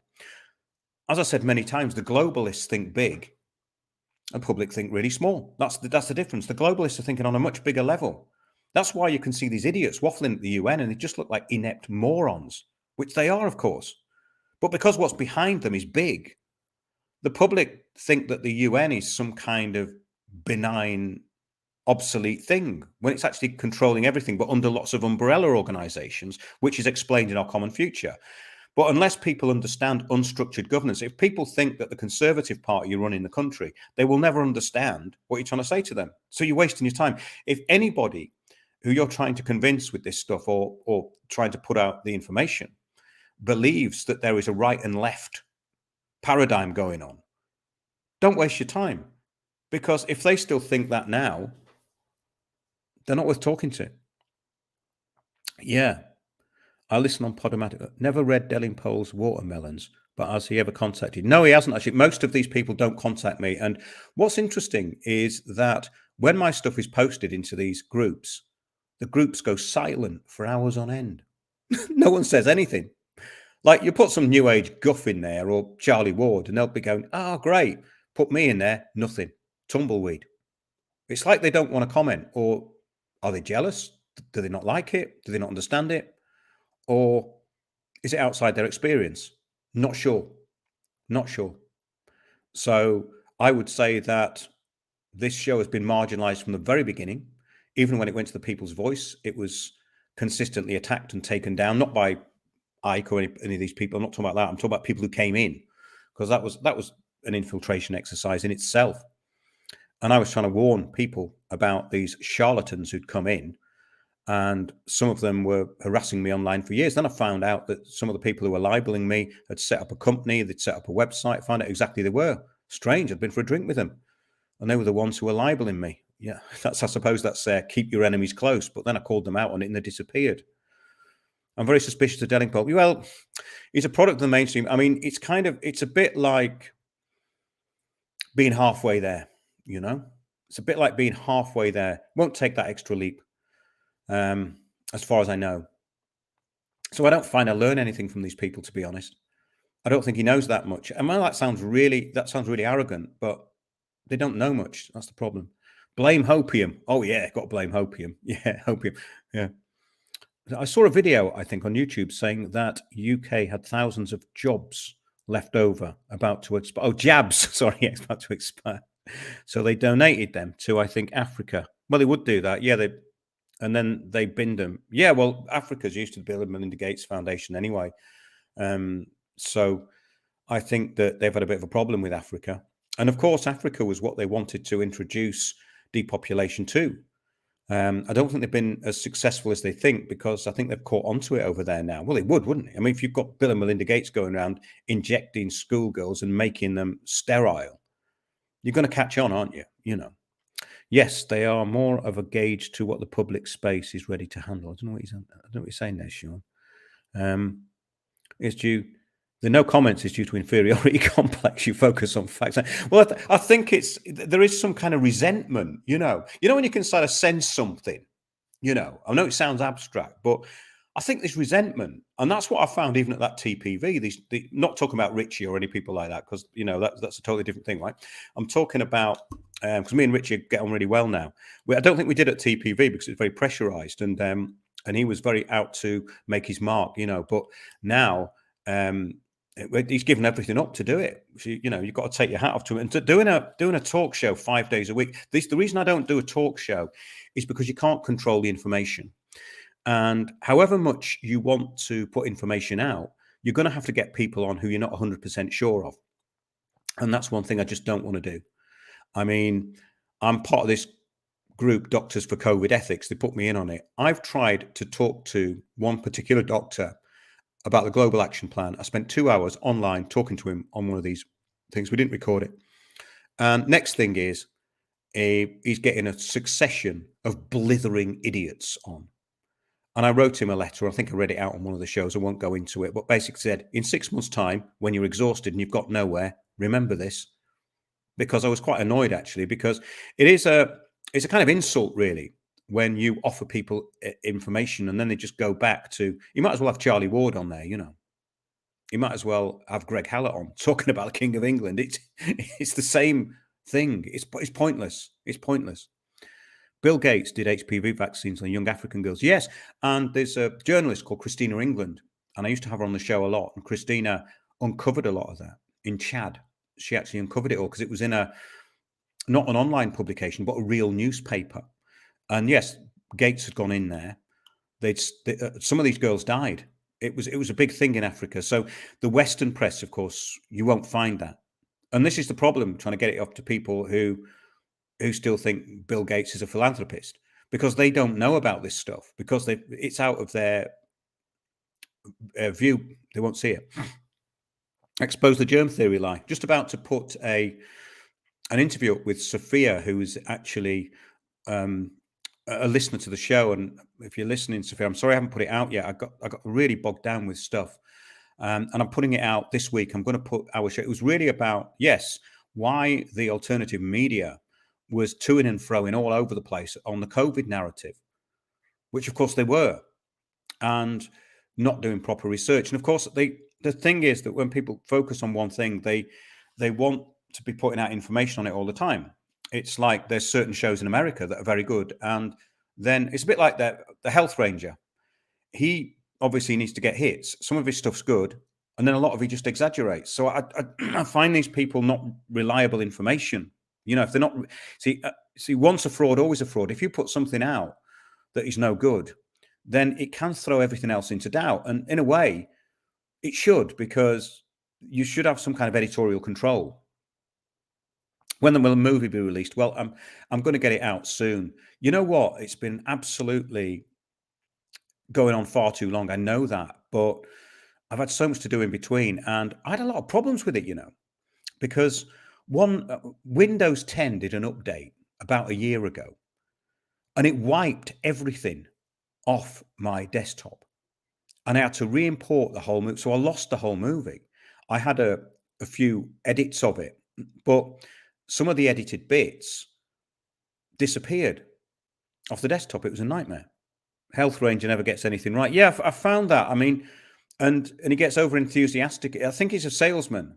He's a salesman, and I don't think you can be a salesman and an information person, you know? If Africans are so poor and starving, how can they keep on having babies and increase their population? Well, well, that is, you see, that's not really what we're talking about. And it's a naive viewpoint, which I think you'll find is probably not accurate either, because populations are falling in most places. There's certain places where they are going up slightly. But thanks. I saw a video on brand new tube a few days ago. They're targeting black people everywhere to harm with these COVID-19 jabs. Why blacks? It because Gates angry. Well, the thing is, you see, a lot of this stuff is ethno-specific, and because of the way that the UN framed diversity, what they don't tell you is they came out of the old Cecil Rhodes Round Table British eugenicists. Really, that's how the UN was set up, but they don't tell you that. So it's like Dr. Richard Day said, you know, there's the real reason, and there's the cover story. There's the real and the ostensible reason. So it has to sound like something worthy. So if you want to flood a country with immigrants, you call it replacement migration. You see, you just change the wording. So basically, it's mimetic warfare. So sustainable development, for instance, is control and management of all assets on the planet under a technocratic tyranny, under communitarianism, which masquerades as community, which has the main aim of depopulation. But what they'll actually describe it as is being able to live sustainably in the present without impacting future generations. That's the way they describe it. The Jerry Marzinski stuff frightens me to death. Sorry about that, George. Well, actually, it's a relief for me to talk about, because having experienced that stuff close up, that is frightening. But when you see somebody who is visibly possessed and it's not them, there's basically nothing you can do unless they want to address the issue. And I tried for years to help several people who were degenerating in front of my eyes. And when I got in touch with Jerry, it was like a breath of fresh air. It's like having a support network, really, because there's not many people you can talk about that to. And a lot of people get it mixed up, you see, with other phenomenon, because they're not kind of aligned with what we're really talking about. You know, they say that, oh, if you're positive, they go away. Well, no, that's just rubbish. That's new age nonsense, because these demonic entities do exist. There's no doubt about that. And these new agers who think by emptying their minds of anything useful and not confronting anything, they think that's positive. Being positive and in a state of acquiescence to everything that's going on around you is a trap. It's called Buddhism and Hinduism for Western fools, basically, which was brought in through the United Nations to make people accept everything around them as though it was fate and destiny and everything was as it should be, which is basically a complete scam. Because if you are actually going up against anything and having any effect, because everything's reversed in the world, you get negative feedback. And they go, oh, that's negative. You've attracted it. No, you don't attract it because you're doing nothing, because you sat there posting pictures of your dinner saying, I'm sharing photographs of me at my gym for love and awareness. No, you're a narcissistic fool who wants to acquiesce from all responsibility on the back of a lie. So if you go up against this stuff, or these things can be sent to you, if you're doing any good in the world, these things are sent to you. Sounds crazy, doesn't it? And it took me ages to realize that it's actually true. Yeah, they probably like Winters on the World. Thank you, George. Where can I hear about Jerry Marzinski? Well, you can go to wintersontheworld.net homepage, or you can go to jerrymarzinski.com. All our shows with Jerry are on the homepage at Winters on the World in an article called Demons Are Real.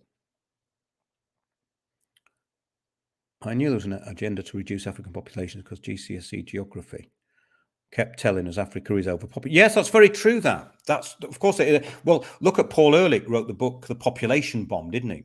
And then he became sort of aligned with the whole thing. And these people are fundamentally flawed in what they're talking about. Keep up the good work against tyranny. Demons are real. Yeah, of course they are. Yeah, they are. But it doesn't mean that they're there all the time. It just means that there's certain circumstances where they can jump in. And you don't really want them to be around. So best being aware of them. You can repel them. I went on a course years ago with these people who studied consciousness in London.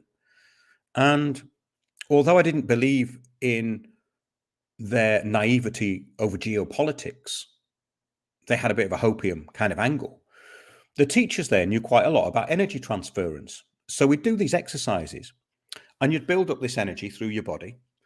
And you'd form like a barrier around yourself, an energetic barrier. Sounds a bit abstract, but it does work because obviously you can get that energy going. Then you could send the energy out in pulses. Then what they'd do is they'd say, this does happen. They'd attack your energy field mentally. And the teacher was very good at it. And he said, okay, I'm going to attack you when you're ready. So he sat there and there's a stopwatch. And he said, I want you to tell me when I attack you and what happened. So he did. And the first one went right into me. Very, very powerful, it bounced off. Then he did another one, which lighter, didn't. And I told him what I did. He said, yeah, spot on. You've repelled him. That's really good. But then they did a thing called facial clairvoyance, where you get this energy field going. Oh, sounds a bit. This is not new agey, by the way. They do it in a scientific way. This is kind of experimenting with energy. It's a totally different thing. And the teacher was sat there, just me and her. And the room was dark. She turned the light right down. And she was sat there with her eyes closed in front of me. And hundreds, literally hundreds of faces were projected onto her face. And they were very disturbing, primitive, weird-looking people. And I said... And it freaked me out. I thought these people were actually doing it. I thought they were aliens or something. You know what I mean? It was just like mental. I thought, I've never seen this, but I've seen people's faces change when they've got an entity attached. I've seen that quite a few times, but I'd never seen anything like this. It completely freaked me out in a way, And she said, oh, they're just the helpers. I said, the helpers? I'd hate to see the troublemakers. Anyway, I did it again next night with another teacher, and some of them turned up again, just projected on the face, real faces. And then they faded. And they said, well, they're probably not interested anymore. I think it was more because they couldn't jump in or get something. So I had a bit of a problem with some of the things. I thought it was a bit dangerous, some of the things they were doing. Cecil Rhodes passed, but you passed his house near Simonston Cape, but already knew who financed him. The Rhodesia, named after, Rhodesia. Yeah, that's right. Cecil Rhodes, Rhodesia, now to Zimbabwe. Yeah. Well, if you Go back into things like the Order of New Barbarians and look at what they were talking about. These people are those people. You know, they were a group called the British. I call this group the British. They're not the British people. They're a group within Britain that used Britain, first of all, to become nationalists, then internationalists, and then globalists. So they just basically went with the flow until they were globalists. I think that's how it works. Seems to. Soon geography will teach the hollow coast. Yeah, of course. Well, I mean, what's interesting, actually, you can find the Ernst Zundel trial on Odyssey. Have a look at that. It's very interesting if you've not seen it. Do you think the Zionists will be Well, I think everything's in the open.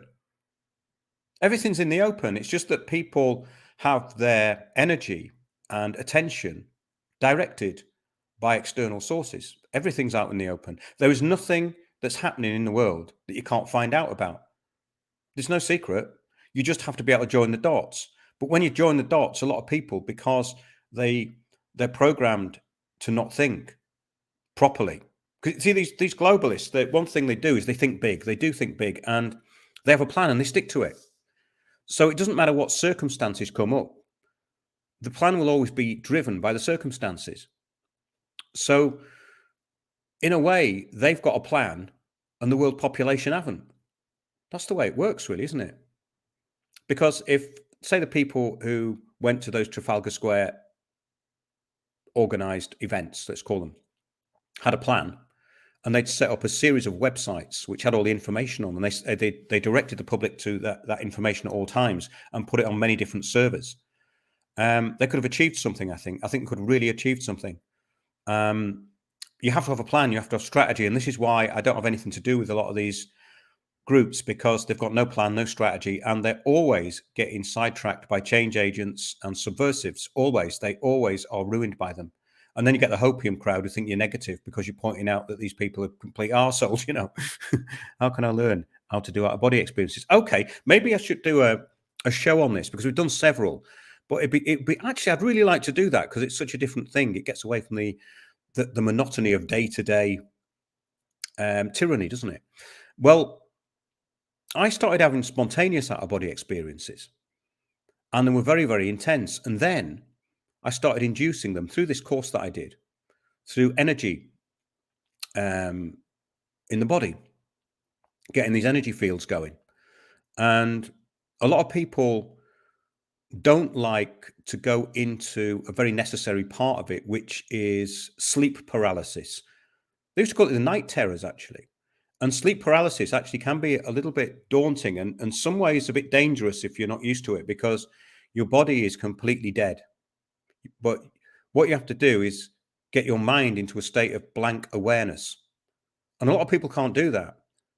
So that's why they go on these stupid courses where they're chanting and stuff. You don't have to do anything like that. You should be able to just go bang and all your thoughts disappear. And after a while you can. And then you just become a witness, an observer. And it's almost like you're non-local. So if you've got that observation within you, and then you go into this deep catalepsy and stay awake, body asleep, mind awake, that's when you can induce out-of-body experiences, and that's when out-of-body experiences happen. Now, some people have these spontaneously a lot, and they don't like them. A friend of mine used to get them. She says, "Oh, I hate it when that happens, because I get all the vibrations in the head and in my chest, and you feel like you're being pulled. You know, it's like it's being wrenched." And people get really freaked out by it, but you have to go through it. I got to enjoy that. And it's very, very intense. And you do leave your body, see your body in the bed, and then you're somewhere else. Robert Monroe of the Monroe Institute was working with a parapsychologist in the 60s called Charles Tart.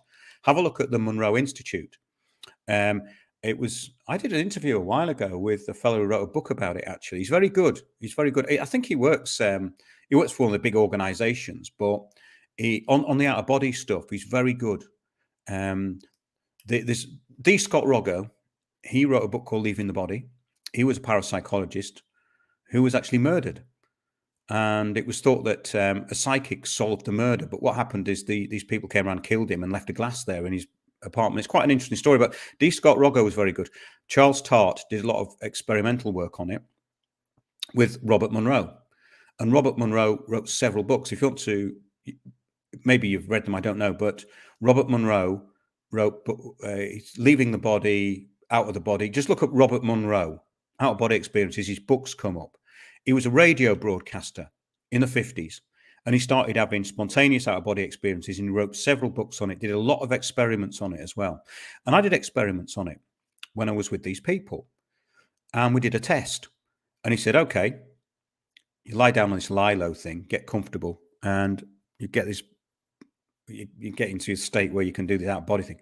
And he said, okay, I'm now going to put something in your flat. You've got a rug in there, haven't you? I said, there's a rug in both rooms. Which room is it? He said, well, I want you to tell me. I've put a card under that rug. And miraculously, I got it right. Even I was a bit shocked about that. But those are the sort of things that Monroe was doing. And what I found was that children are very good at it as well, at mind reading. I used to do a trick with the cross, the star, the circle, and the wavy line. They call it I've forgotten what it's called now. It's a test.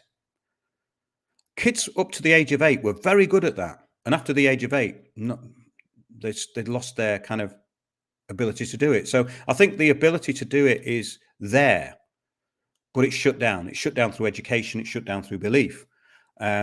So all of these things are part of parapsychology and the out-of-body experience. And I've had those confirmed. So I've been on out-of-body experiences where I found myself in someone's house and I can see them, but they can't see me. And that's what Robert Monroe had. Happened to a friend of mine. She lives in Australia now. And I described it. Very interesting. And it's a fascinating thing because I suppose ultimately we're all going to die. And if you are prepared, then I think you can leave the body at the right time. I think people who are stuck in materialism, like these materialistic atheists, they're going to be like lower dimensional ghosts. So we're going to be haunted by the likes of Klaus Schwab and Yuval Harari, but they're only going to be ghosts. And ghosts, I've seen quite a few of them, ghosts. They're just trapped there. You get a lot of them in pubs because people who sit in pubs all day are a bit sad. And they don't know where to go afterwards. They've got nowhere else to go but the local, so they go back there, Yeah, knowing how to die helps. Yes. But not die on your arse, You always have to do a good show. Ingo Swan. Yeah, he was quite interesting, wasn't he? I think he worked with the intelligence services as well. He was a remote viewer, yeah. So these remote viewing programs were actually used. In fact, a friend of mine's sister was used as a psychic by the police. And they used to in a lot of cases, actually. And the police, it's a known thing, the police use psychics to try and locate evidence. Did you ever study Julius Evola? No, I didn't. I'll write it down, though. I'll write it down.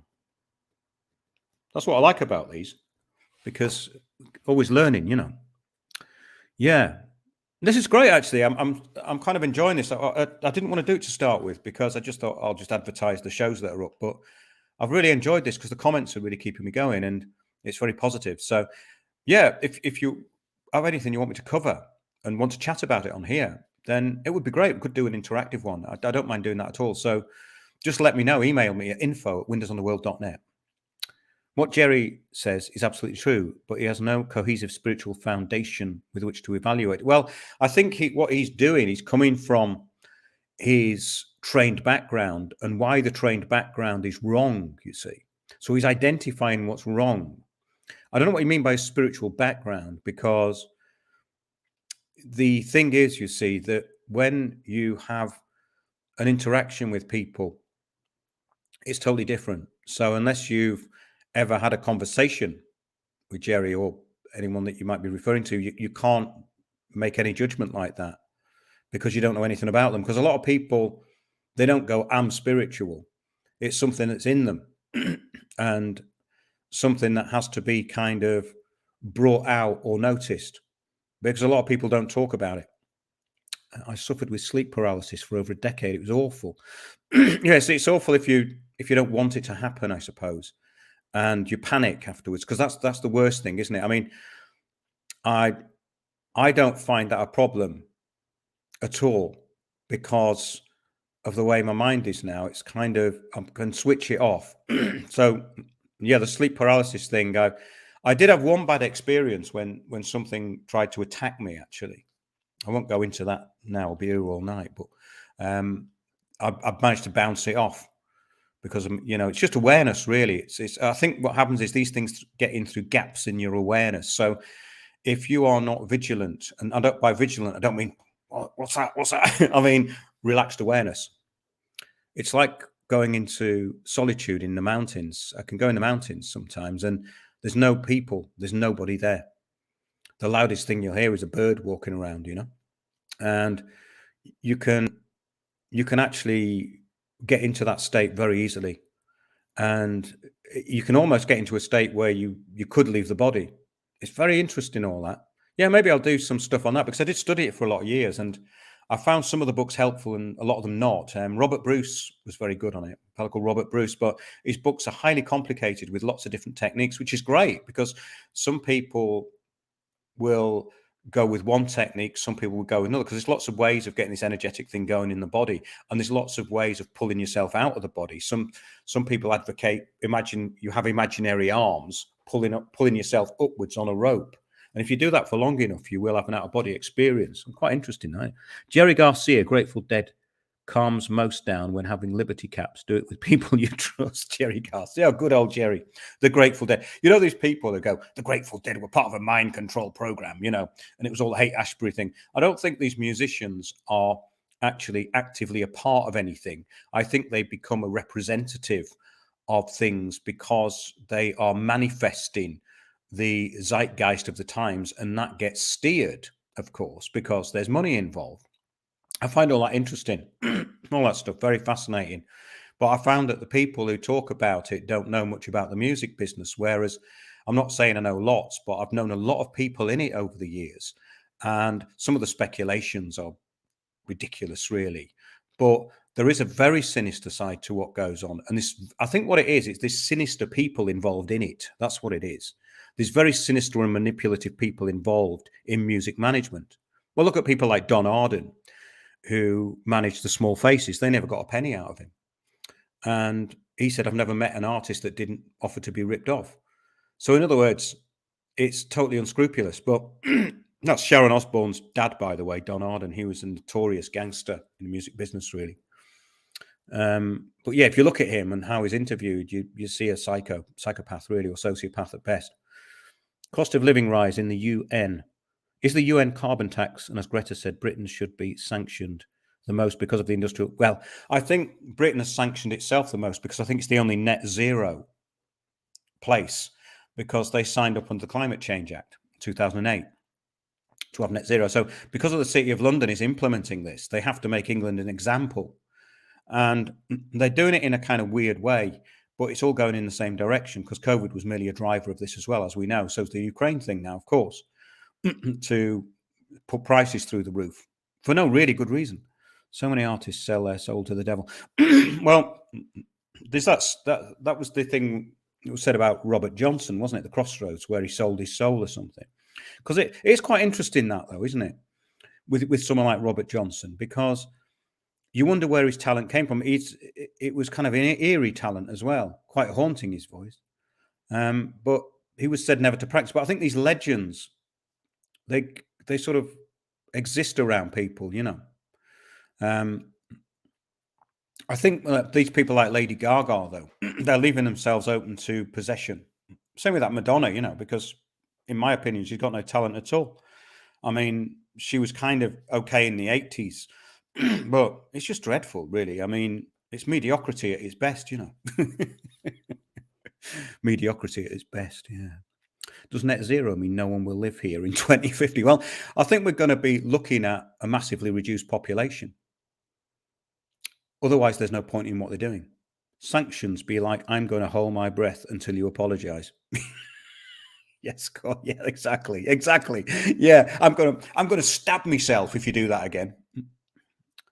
Yeah, they're all yeah. I mean, the whole of it is degenerate. I mean, I think that the way music has now been because I think a lot of the creativity's gone out of it. Again, I think it's the digital thing. I don't want to sound like an old fashioned, but we were talking about analog the other night, and and when people listen to each other, basically, because digital, you don't get the resonance. Some of the resonance isn't there with digital because it works in pulses.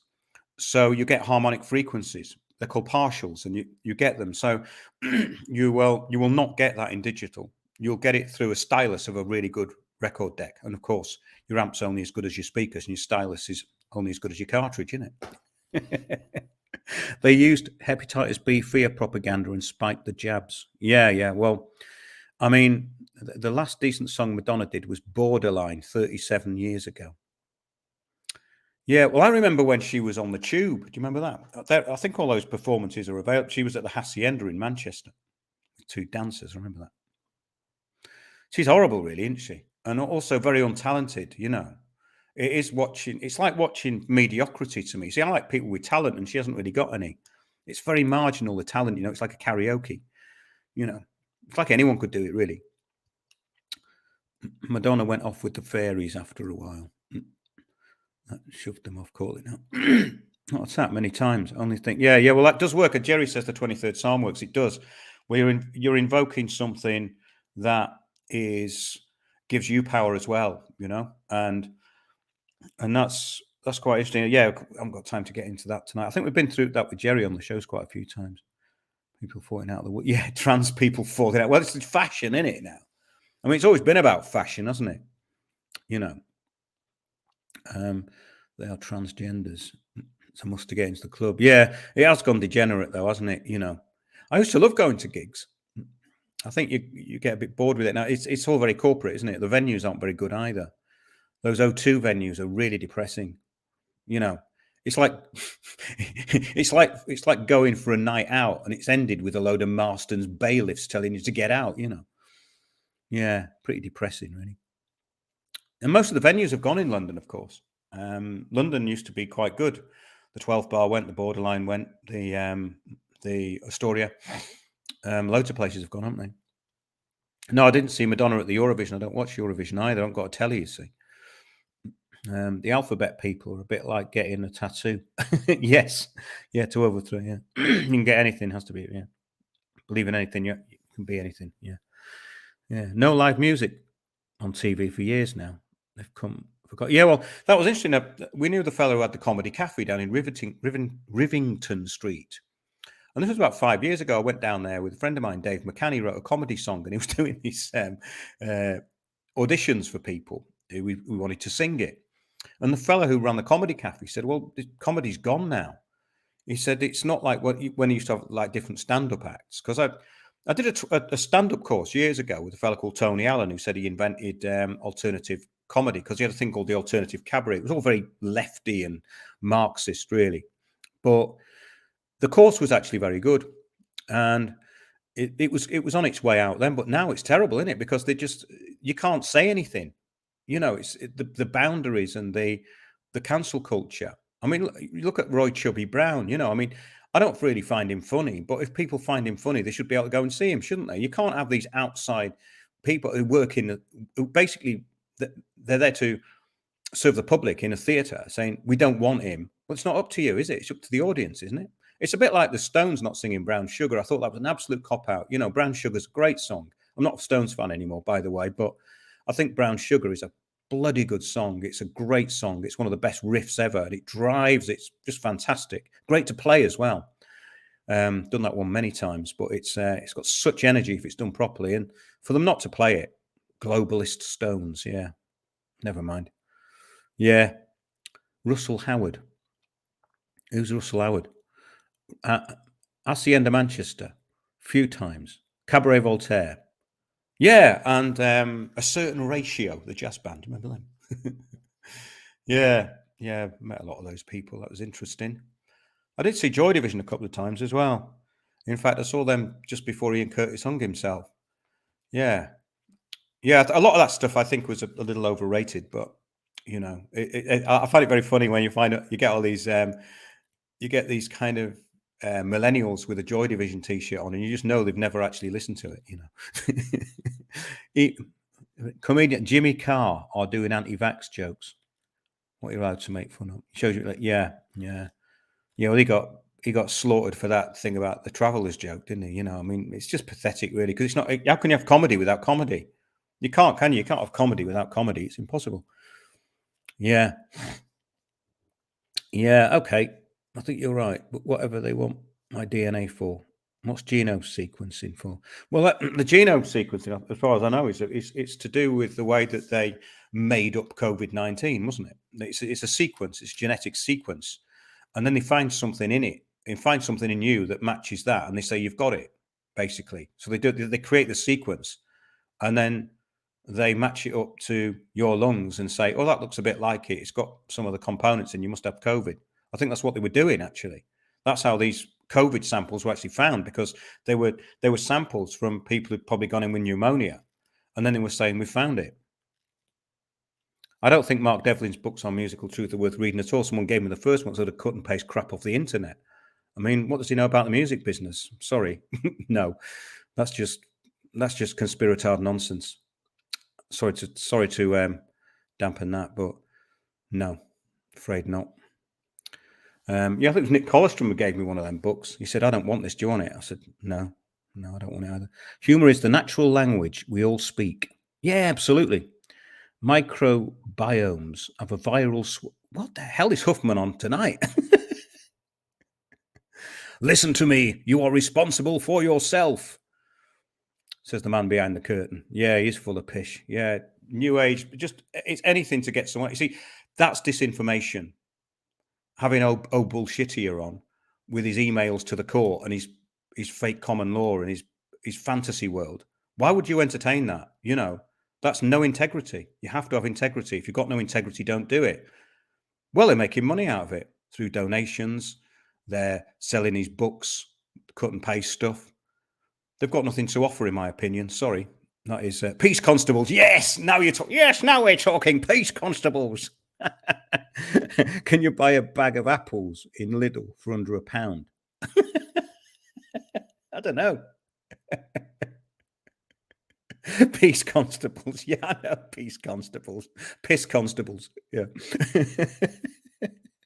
My friend says all this Ascend for 5D stuff. Well, of course it's ridiculous. It's meant to be ridiculous. It's meant to make them look ridiculous. The New Age was there to make people look ridiculous, to stop them achieving anything in their lives, and to make them egotistical, narcissistic, and disempowered. That's all it's about. Nothing more. I reckon you own at least 2 Gwyneth Paltrow candles. What's a Gwyneth Paltrow candle? I have got a candle in here, actually, but I've never burned it. It's a big candle. And I bought it because I was going to do something for the Heretics of London and have a candle burning in front of me. I'm doing that on like a live stream, but I've never used it. So no, I haven't. You know what? I haven't had a bath for literally over a year. I have a shower every day, though, but I like a bath, you know. I'm in an apartment with a shower. Have a shower room, you see. Bloody dangerous, you know. They have them in Nepal as well. You go in, it's a shower room. If you don't put slippers on, you're a goner, you know. Because it's just a room that's soaked in water, and most of it has to wait to dry. So if you go in there in the middle of the night without a pair of very solid plastic slippers on, you are in you're in danger of really hurting yourself, you know. Yeah, I did that in Nepal. I fell out of the shower thing, and I nearly bashed my head on the bed, and I knocked one of my fingers out of joint, you know.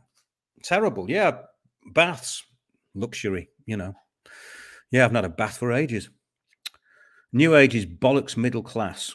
Yeah, absolutely. Well, they seem to like it, don't they? The more entitled they are, the more they like it.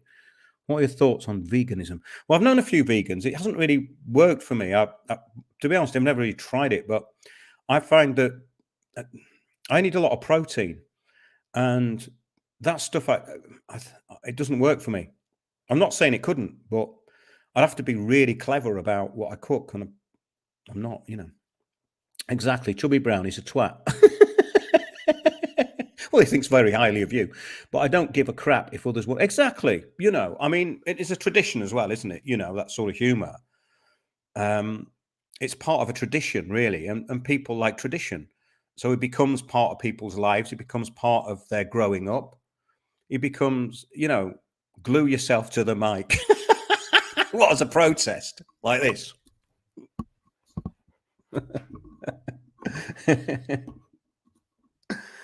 Yeah. Glue yourself to the mic. Well, I'm pretty glued to the screen. You see, I'm watching all of these. I'm quite enjoying this actually. I'm getting quite a buzz out of it. I don't want to get digitally, enhanced and be a cyber person. What movie should I watch? There's loads of good ones on Odyssey. That's a good question though. What movie should I watch?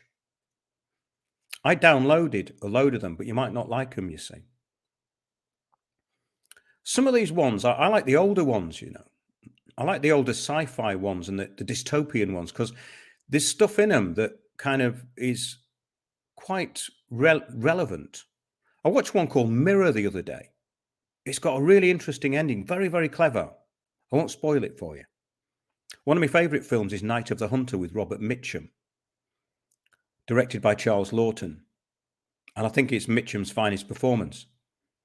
And I did like Mitchum as an actor, very good. Oh, if you haven't seen it, you must have seen it. The Medusa Touch with Richard Burton. Fantastic. Absolutely fantastic film. Download that one. If you haven't watched The Medusa Touch, it's on Medusa, the woman with the, with the snakes coming out of her hair. The Medusa Touch. It hasn't got her in it, by the way. It's Richard Burton, but it's really, really good. Compelling, I would say. Compelling. And I don't say that very often. Yeah, The Medusa Touch. Yeah, that's great. Fantastic. Yeah, I think I'll sign off now because, Kobe and P. Oh, this is a long stream, but hey, good to hear. Yeah, nice to see you again. Well, I haven't really seen you. I can't contact, I haven't got my old UK phone number anymore. So do email me. Any friends out there who I'm not in contact with anymore. Sean Hamer, with what I've learned about the music and film industry, I've binned me TV years ago, and all anyone around me does is try to give me another one. Well, you can find TVs anyway, If you walk around the streets of London, you can get yourself a widescreen TV or 3 just by walking around North London of a night. And it's usually only capacitor that's gone in it. A friend of mine fixes them. Used to find loads of them. But you can use them as a monitor as well, you see, which is even better. That's great. Thanks a lot. Yeah, I think Connor is giving me a subtle hint here. Thanks, Mark, for this evening. Have a nice sleep. Have you ever read Proofs of Conspiracy by John Robinson? No, but I'm going to write it down now. Robinson, is it? Proofs of Conspiracy. I'll have a look at that.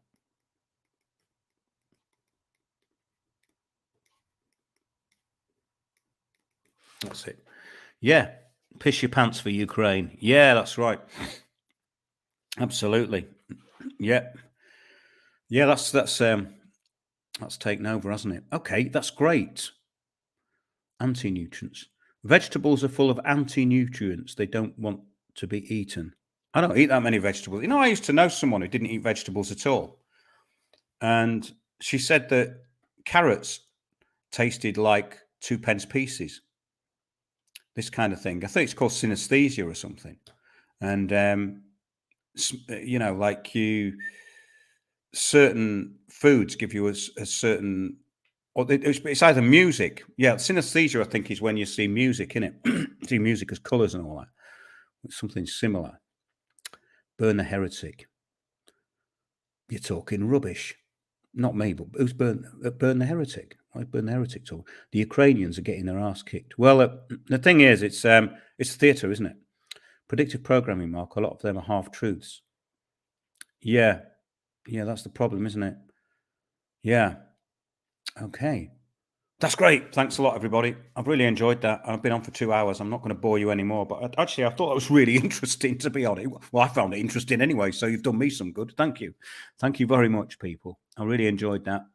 Yeah, and I will carry on doing these live streams. I've been encouraged to do them and do a Bowie impersonation. Why should I do a Bowie impersonation at this time of night? I don't think I want to. Have a good one. Good night, everybody. Kobe and P. See you soon. No vax. My body, my choice, you see. My body, my choice. Yeah. I'm just worried about slipping over in the shower. I'm going to be very careful about that. Good night, everybody. Thanks a lot. You've been really entertaining. That was great, actually. I really mean it. Thank you very much. And check the website and look at the archive. See you soon, everyone. Cheers. Bye. Bye.